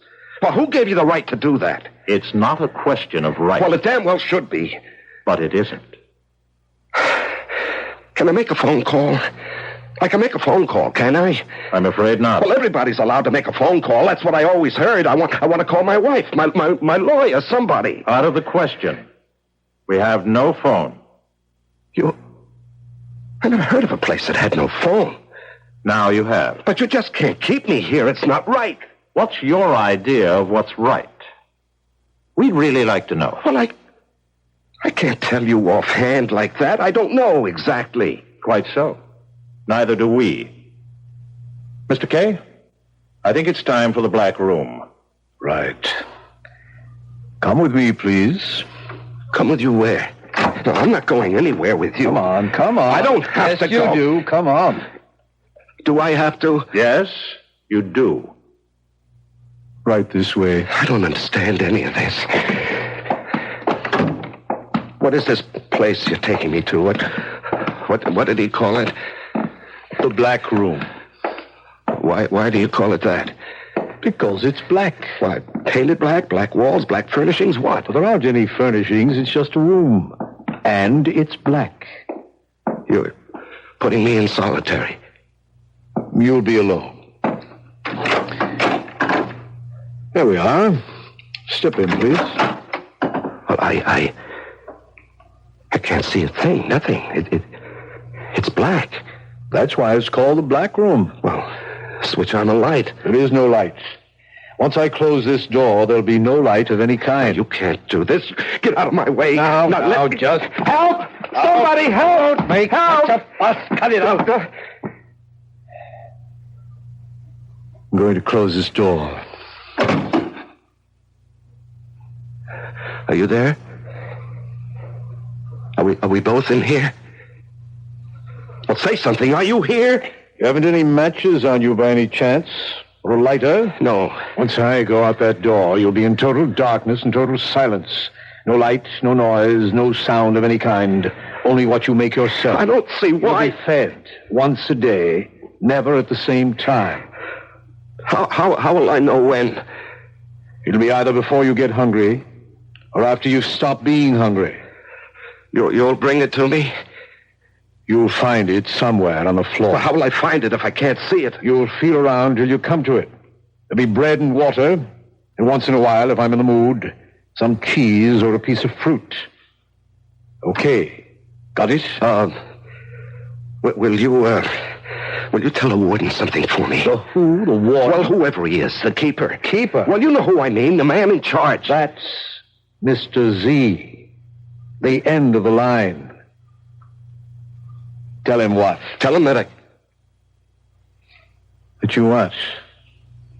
I've forgotten it. Well, it's a good beginning. Keep it up. Oh, wait a second, wait. What now? Let me look at the light. Look at it. Okay. That's all.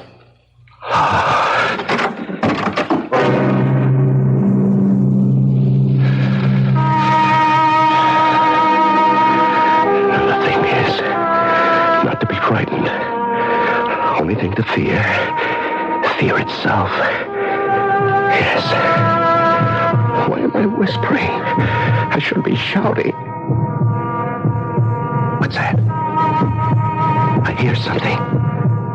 I hear. What is that? It's my heart. It's my heart beating. I'm hearing my own heart. The only thing I can hear is my own heart. Shh. Quiet.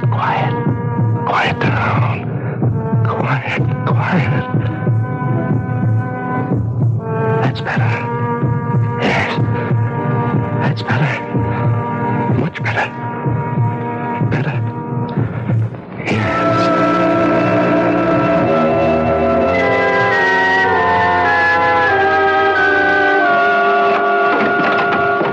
How did it go? Very routine. Good. He fussed a little. Oh? I found it necessary to step inside with him for a few seconds. No trouble, though. He went numb pretty fast. I thought he would.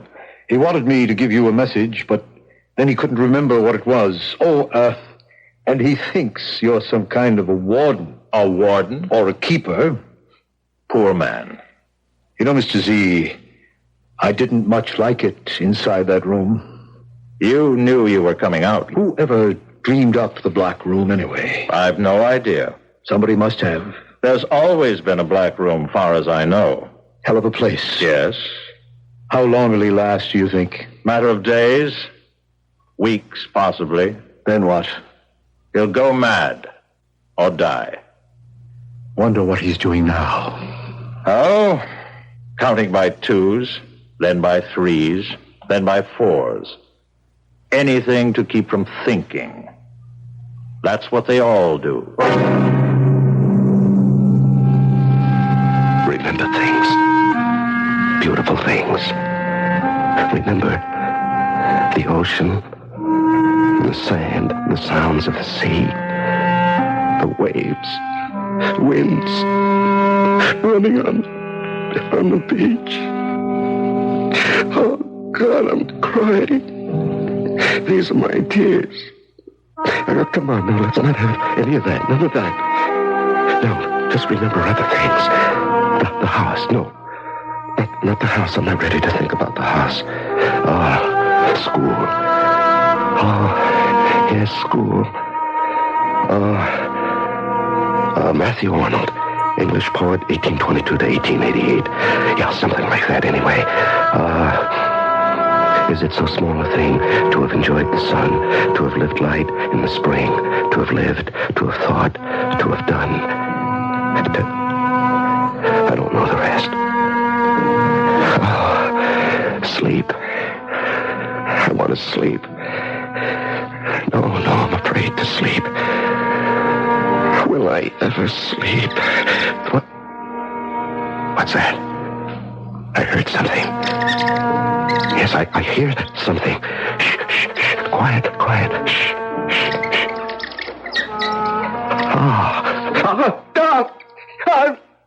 It's a rat. They've let a rat in here. I'm shut up with a rat. Where is that? Where is that rat? I'll kill it. I'll kill it with my bare hands. Where is it? Where is that? Where?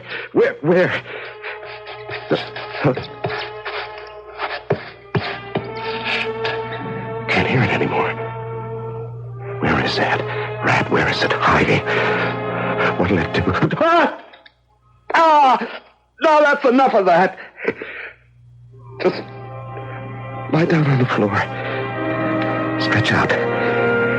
Just let go.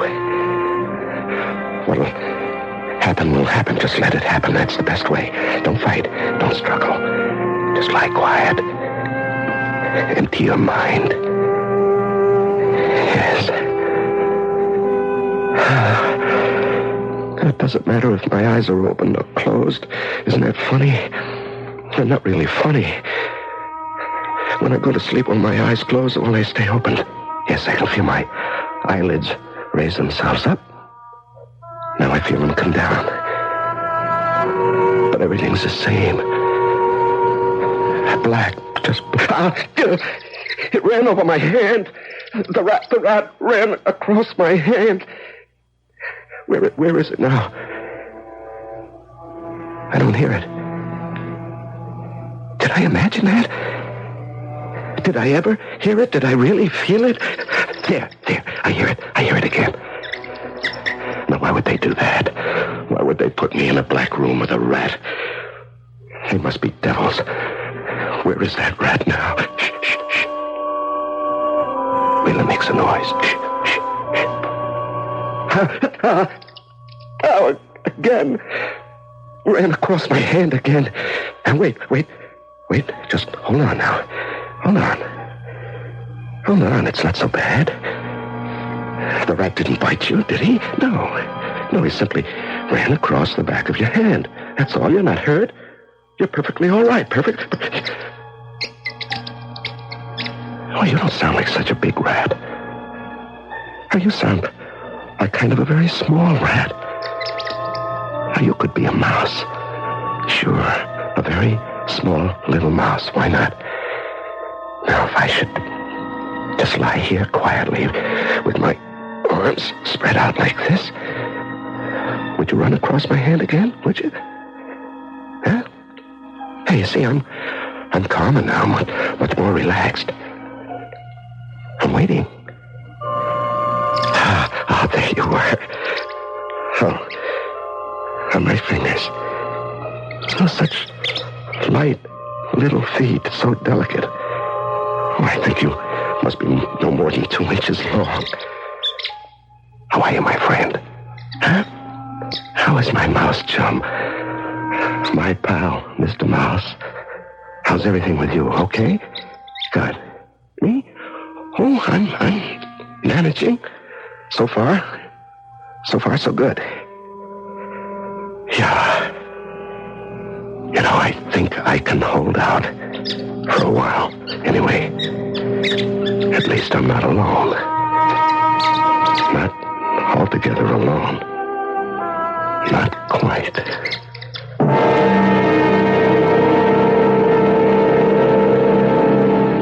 The great horror is the fear of being alone. Man will do anything, suffer anything to avoid it, and to postpone that crucial moment when, no matter what he does or what he suffers, he must face his own essential aloneness, the very last moment of his life. We'll be back shortly with Act Two.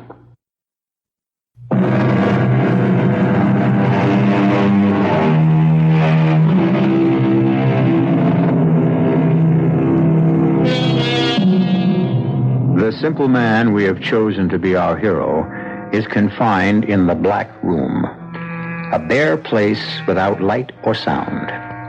But by chance or fate or the mercy of God, he has found a companion, a mouse no bigger than his thumb. This tiny creature has become his sole defense against the terrors of being alone. Sit here on my hand and let me stroke your head, Mr. Mouse. There. You like that? Tell me you do. Somehow let me know that you do. You don't know how much it would mean to me to know that I was giving pleasure to someone. That's one of the chief horrors of being cut off from everything and everyone. There's no one to serve, to help, to amuse. Yes, that sounds strange, I suppose, but I never knew till now how important it is to bring pleasure and comfort and amusement into other lives. Will I ever laugh again? That's too much to expect. Yes, I know that. I don't mind crying anymore. I cry a lot. I don't care. When I weep at the hopelessness of it all, I feel somehow it's not quite so hopeless. Now, why is that? Do you know, Mr. Mouse? Mice don't cry? Is that what you're saying? Mice take life as it comes. Yes, but men can't do that. Men rebel and struggle and suffer. Oh, yes. Yes, how they suffer. Oh, are you agreeing with me? Or are you telling me you're hungry? You know what I have for you this time? Some cheese. Yes. They left me a piece of cheese this time. I ate most of it, but there are some crumbs. And they're in the breast pocket of my shirt. Now, if you just get into my pocket, way down at the bottom. You're easy now. Don't be frightened. Now, you know I wouldn't do anything to hurt you, my little friend. There. Head first. Down you go. Ah, yes, you found them. You found the crumbs of cheese. You're eating, and I'm almost laughing. Not quite, but almost. I'm almost laughing because you're so pleased.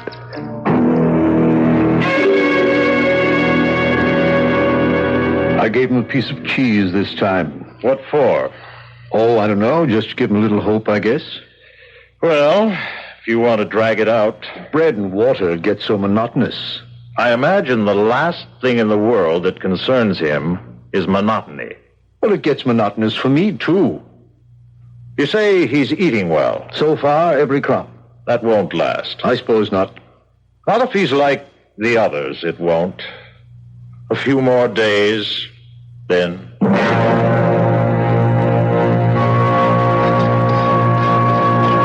Now stay out of my way, Mr. Mouse. Don't get hurt. I'm just looking for our food. Well, maybe he hasn't left it yet. Now, there hasn't been any cheese for a long time. No, I count the days anymore, but it's been a long time. Oh, I found it. What is this? What? It's an apple. Imagine an apple. Say, I wonder, is it red or green or yellow? Perhaps I could tell by the taste. Macintosh. Or have I forgotten the taste of apples? I used to know it so well. You want some, do you? Here, wait till I bite off a piece for you. Wait, you know where it is. Come on now, you know. The pocket. It's in the pocket. That's it. I can feel you move against my chest. I think I have never felt anything so comforting. Now, how did I get here? How did I come to be living in a soundless, lightless room with a friendly mouse? It's almost laughable, but I've forgotten how to laugh. But think about it. How did I arrive at this place, these circumstances? For that matter, how did I arrive at any of the places, any of the circumstances of my life? I planned, yes. Yes, I made plans. But they never seemed to work out precisely as I planned them. The marriage. It looked all right, but it wasn't quite what I meant. The job. Yes, the job seemed to be a good job, but it wasn't quite what I'd expected. The house. It was a good house, a nice house. But not quite. Oh, are you coming out of my pocket now, Mr. Mouse? You had enough? Huh? Hey, what are you doing? Are you trying to get inside my shirt? What for? What do you want? Oh, I know. To be close to me is that... Ow! Hey, what was that? What did you do? You know, I felt something... there it is again. Hey, I think you're pulling out the hairs on my chest. Is that what you're doing, Mr. Mouse? Yes, you are. Now, why? Why would you do that?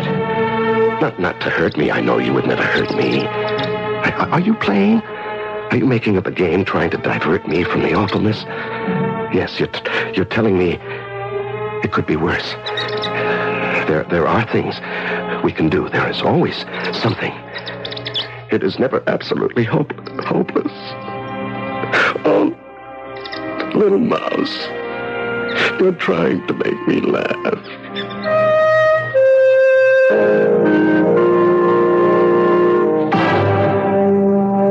I gave him an apple today. If you want to play the game that way, I can't stop you. He ate every bit of it. There wasn't a thing left on the plate. No core, nothing. I wonder how he manages to keep up his appetite. Maybe he exercises. After this long, they lose interest. Yes. After all, what's the point? Hope can't last forever. It's got to die, sooner or later. Oh, with this one, it looks as if it's going to be later. Yes, but eventually. What makes him hang on? I wish I knew. I'd give anything to know. It's darn near 2 weeks. 2 weeks tomorrow.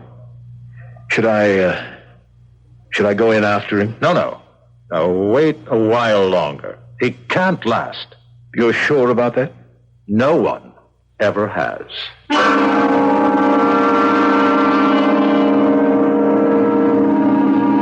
It's only breadcrumbs today. Sorry, Mr. Mouse. Hey, where are you? Mouse? Mouse, I have breadcrumbs for you in my pocket. Now, where are you? Are you here? Why don't you come when I call you? Now, there's no place to go in this blackness. I can't look for you. I might hurt you. Now, why don't you come when I call you? I have food for... Oh, what a fool I am. You've gone out of the black room. You've escaped. But where? How? There must be a place. Yes, you haven't always lived in this room. You came in at some point, and now you've gone out. But where? How? There must be a place, a little place, a tiny hole. Yes, a tiny hole big enough for a mouse to get through. No. Where? You don't live here all the time. The black room isn't your only home. I mean, not your permanent home. You wouldn't pick a place like this. No mouse would do that. Nobody would do that. No, you came here from somewhere else. You must have. There must be a hole someplace. And you came through that hole, and you've gone out through that hole, and I'm going to find it. What's this? Is this it? Oh, that's so tiny. That's so tiny. Is that a hole? A hole just big enough for a mouse to slip through? Yes, I think it is. Then on the other side, there must be something. The blasted hole is right next to the floor. It's no bigger than my thumb. I can't get my face up to it. Yes, I can. I see. I see a light. I see light. A very little light. Oh, thank you. Thank whoever you are for this little bit of light. What's happening? What's happened to the light? There's still a little bit. There's something gray. Something milky gray. What? It's my mouse. He's on the other side of the hole. I'm looking into the small gray eye of my friend. Oh, Lord, it's too much. Who could think of such a thing? Who could think that I would be straining at a mouse hole, bent almost double, to look into the eyes of my friend, the mouse? No, it's too much. It's too much. I can't comprehend. What is there to do? What is there to do but laugh?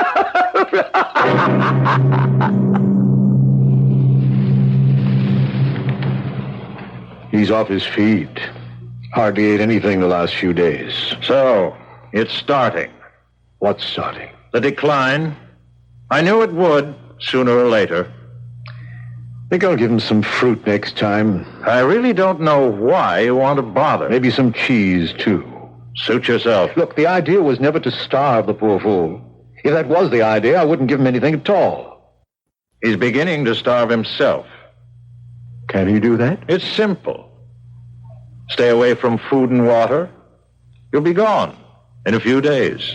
No kidding. Animals know that. Well, I never knew it. There's lots of things animals know that men don't know. Especially you.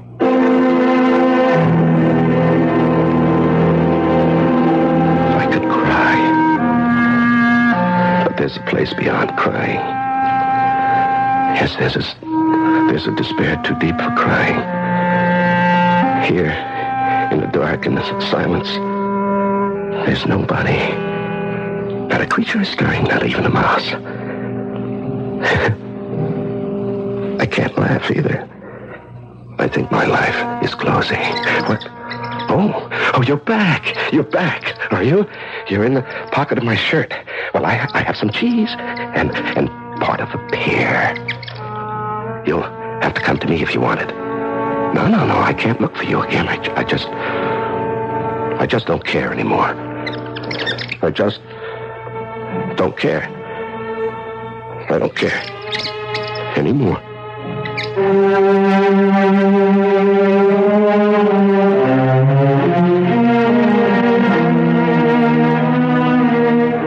We all know it, but nobody says it. The drama of life is not in battles or elections or crimes or even in love affairs. The drama of life takes place in the dark, silent soul of every man or woman who has had the luck or the misfortune to live. We'll be back shortly with Act 3. This is WBBM Chicago, and now back to the CBS Mystery Theater.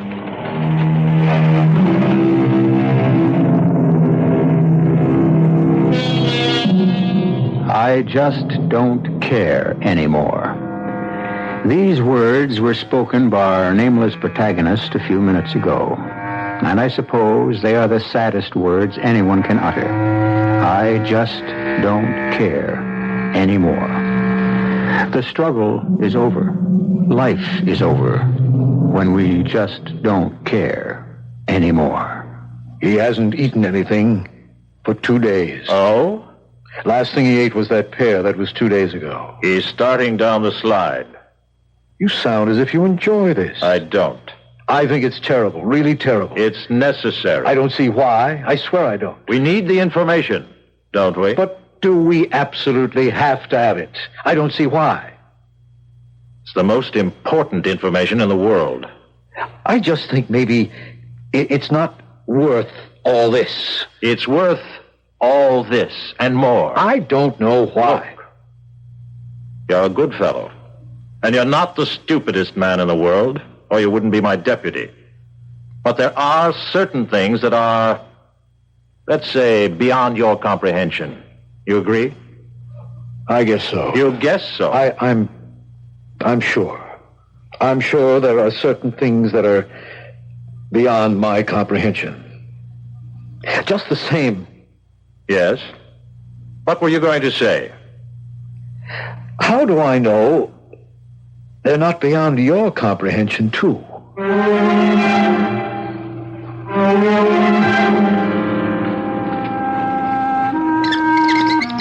I hear you. Oh, I hear you, but I don't care. Even if I did care, I'm not sure I'm strong enough anymore to go looking for you. Now, there must be food all over the room. Why don't you go look for it? I'm sure the faithful Mr. K has been leaving it, and I haven't eaten any for a long time. So, stir yourself and go look for it. Huh? You want me to bring it to you? Well, that's rough. Those days are over, my friend. I loved you. Do you know that? I really did. I thought you loved me in your own little mousy way, but you didn't. I was just somebody to feed you. That's all. Well, our friendship has come to an end. Mr. Mouse, has all things come to an end.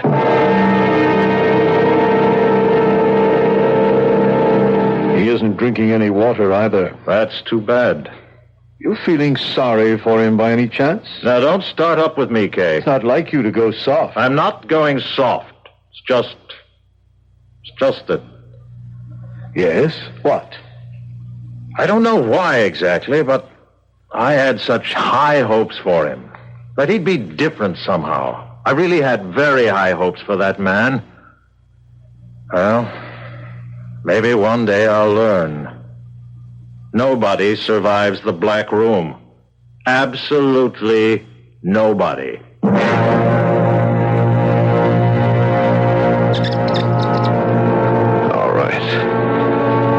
right, one more time. One last time I'll look for you. I'll bring you the cheese and the pear. My legacy to you, Mr. Mouse. My last salute, Mr. Mouse. Morituri te salutamos. Well, why wouldn't you come to me? You used to come to me. Why did you stop? You knew I needed you, that's why. I needed you more than you needed me. And when that happens, after all, you had a way out of the Black Room, and I didn't. Where is that little hole of yours, Mr. Mouse? I found it once. Where is that? I'd like to see the light once more before the darkness closes in. Where is the little mouse hole? Is this it? Is it? Yes. Oh, I'm much too weak. I can't get my eye to it. I forgot how hard it was. I can't.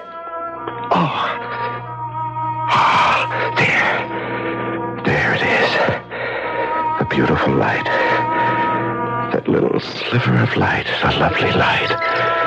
Yes, I'm a little stronger now. I'll find you. Just keep talking, Mr. Mouse. I'll find you. I think I'm nearer.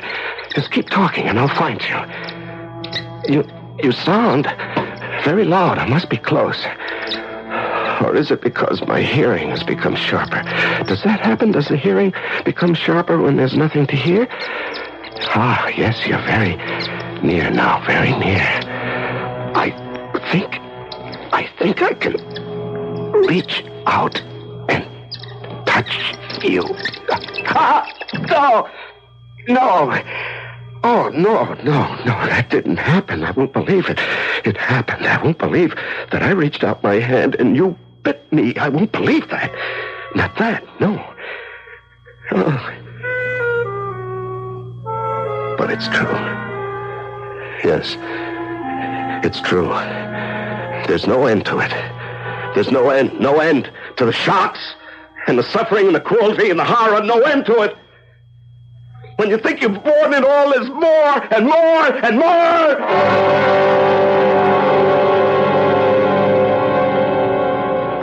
How is he? Not eating, not drinking, nothing. Too bad. I think it's time to go in. You think he's alive? I don't know. He could be, I guess. Okay. Go on in. I hate this part. Oh, Mr. K. Yes? If he should be alive, by some chance, and if he should be even remotely in his right mind. Oh, I doubt that, Mr. Z. I know, but if he should be, take him upstairs and let him take a shower. Let him shave, give him some clean clothes, and bring him down here to me. That's it. If he's alive and in his right mind. Well, there's always a chance.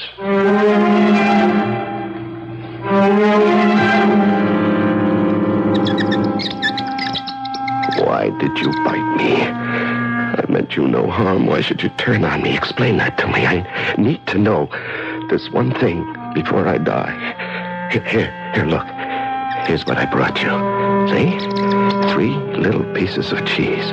And I'll put them down right here. You know what?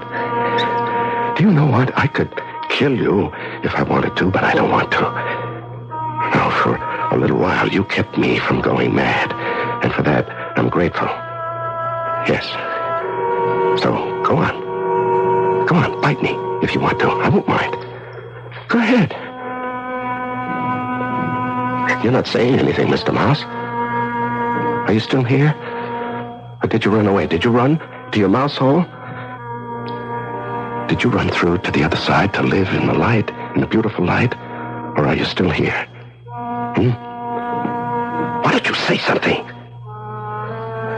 What's this? Is that you? Is this your little furry body? Huh? Yes. Wait, no. No. What is that? Oh, no. Oh, that can't be. 1, 2, 3, 4. Why? Oh, you're not Mr. Mouse at all. You're Mrs. Mouse. You're Mother Mouse. 4, 5, baby. 5? How many? Oh, yes, you were afraid I might hurt them. That's why you bit my hand. Yes, I understand. But now you trust me. Now you know. Oh, Mother Mouse. My beautiful little Mother Mouse. My dear friend. Do you know I'm crying again? And my tears are falling on you and on your children.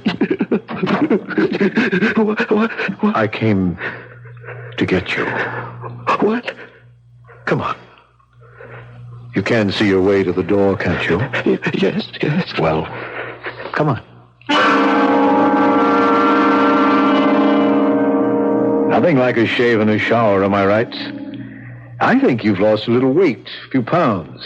Oh, here. I brought you some clean socks. I hope they're the right size. I had to guess. You care to weigh yourself? There's some scales over there. Oh, thank you.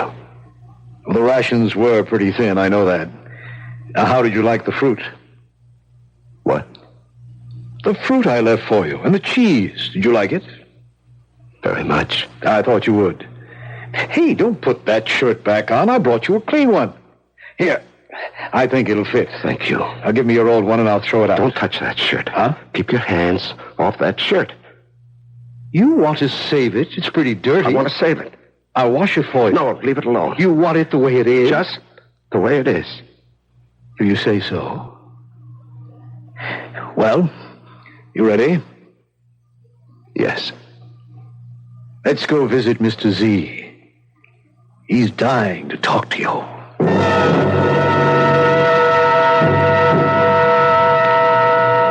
You look rather well. Surprisingly well. Please, sit down. I'm glad to see you. Are you really? Yes, really. Very glad. You've no idea how glad. It's been, let's see, 26 days. That's remarkable. Truly remarkable. Tell me something, if you can. How did you do it? How does a man survive 26 days in the Black Room? Can you tell me? I really want to know. What does a man need to have to come out of there intact? He needs to care for some living soul. That's all he needs? He needs to care a lot. That's all? Just that? That and a little light. You're very tired, aren't you? Yes. It's been quite an ordeal. Oh, yes. We'd like to give you a complete physical examination before you go, if you don't mind. I can go? Also psychiatric testing. And then I can go? One other thing. Oh. And what's that? After we've completed the examinations, would you be so kind, sir, as to address a few words to the membership?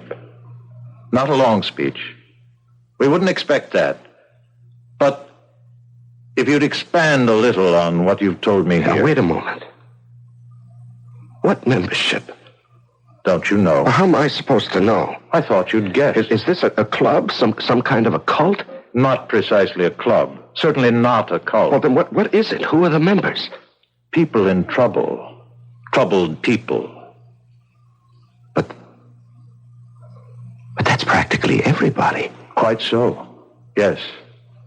Will you talk to them, sir? They'd be ever so grateful. Then you can go home.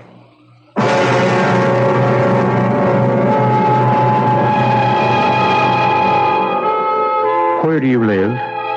Main Street? Lakeshore Drive? Mulberry Lane? Park Place? Lenox Avenue? Corner of 4th and Walnut? 3 miles out on Route 7?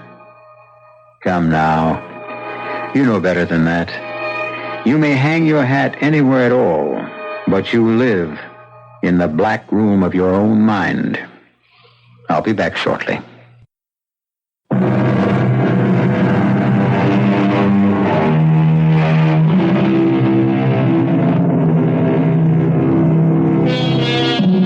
Has our little story depressed you? Made you unhappy? I hope not. And if it has, I'm sorry. I'd like to leave you with a piece of gentle advice. As long as you must live in the black room at the center of yourself, get to know it. Know it well.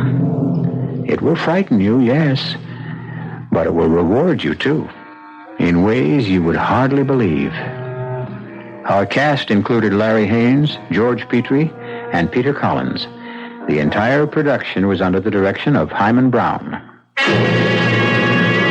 Now, a preview of our next tale. What is the whole contract? That while a person owns this dark imp in the bottle, any request that concerns money, gold, or wealth, no matter how unreasonable, will be satisfied. And that to dispose of this creature and its spell, you must sell it for less than your original price. Oh, here. $7.40. $5 is enough. Okay. Cheap at nearly half the price. Oh, think first, Barry, think. Remember, it will keep you rich as long as you live. But remember, too, if you do not sell it for less then you paid for it before you die. Your soul will surely rot in hell for eternity. Radio Mystery Theater was sponsored in part by Anheuser-Busch Incorporated, Brewers of Budweiser, and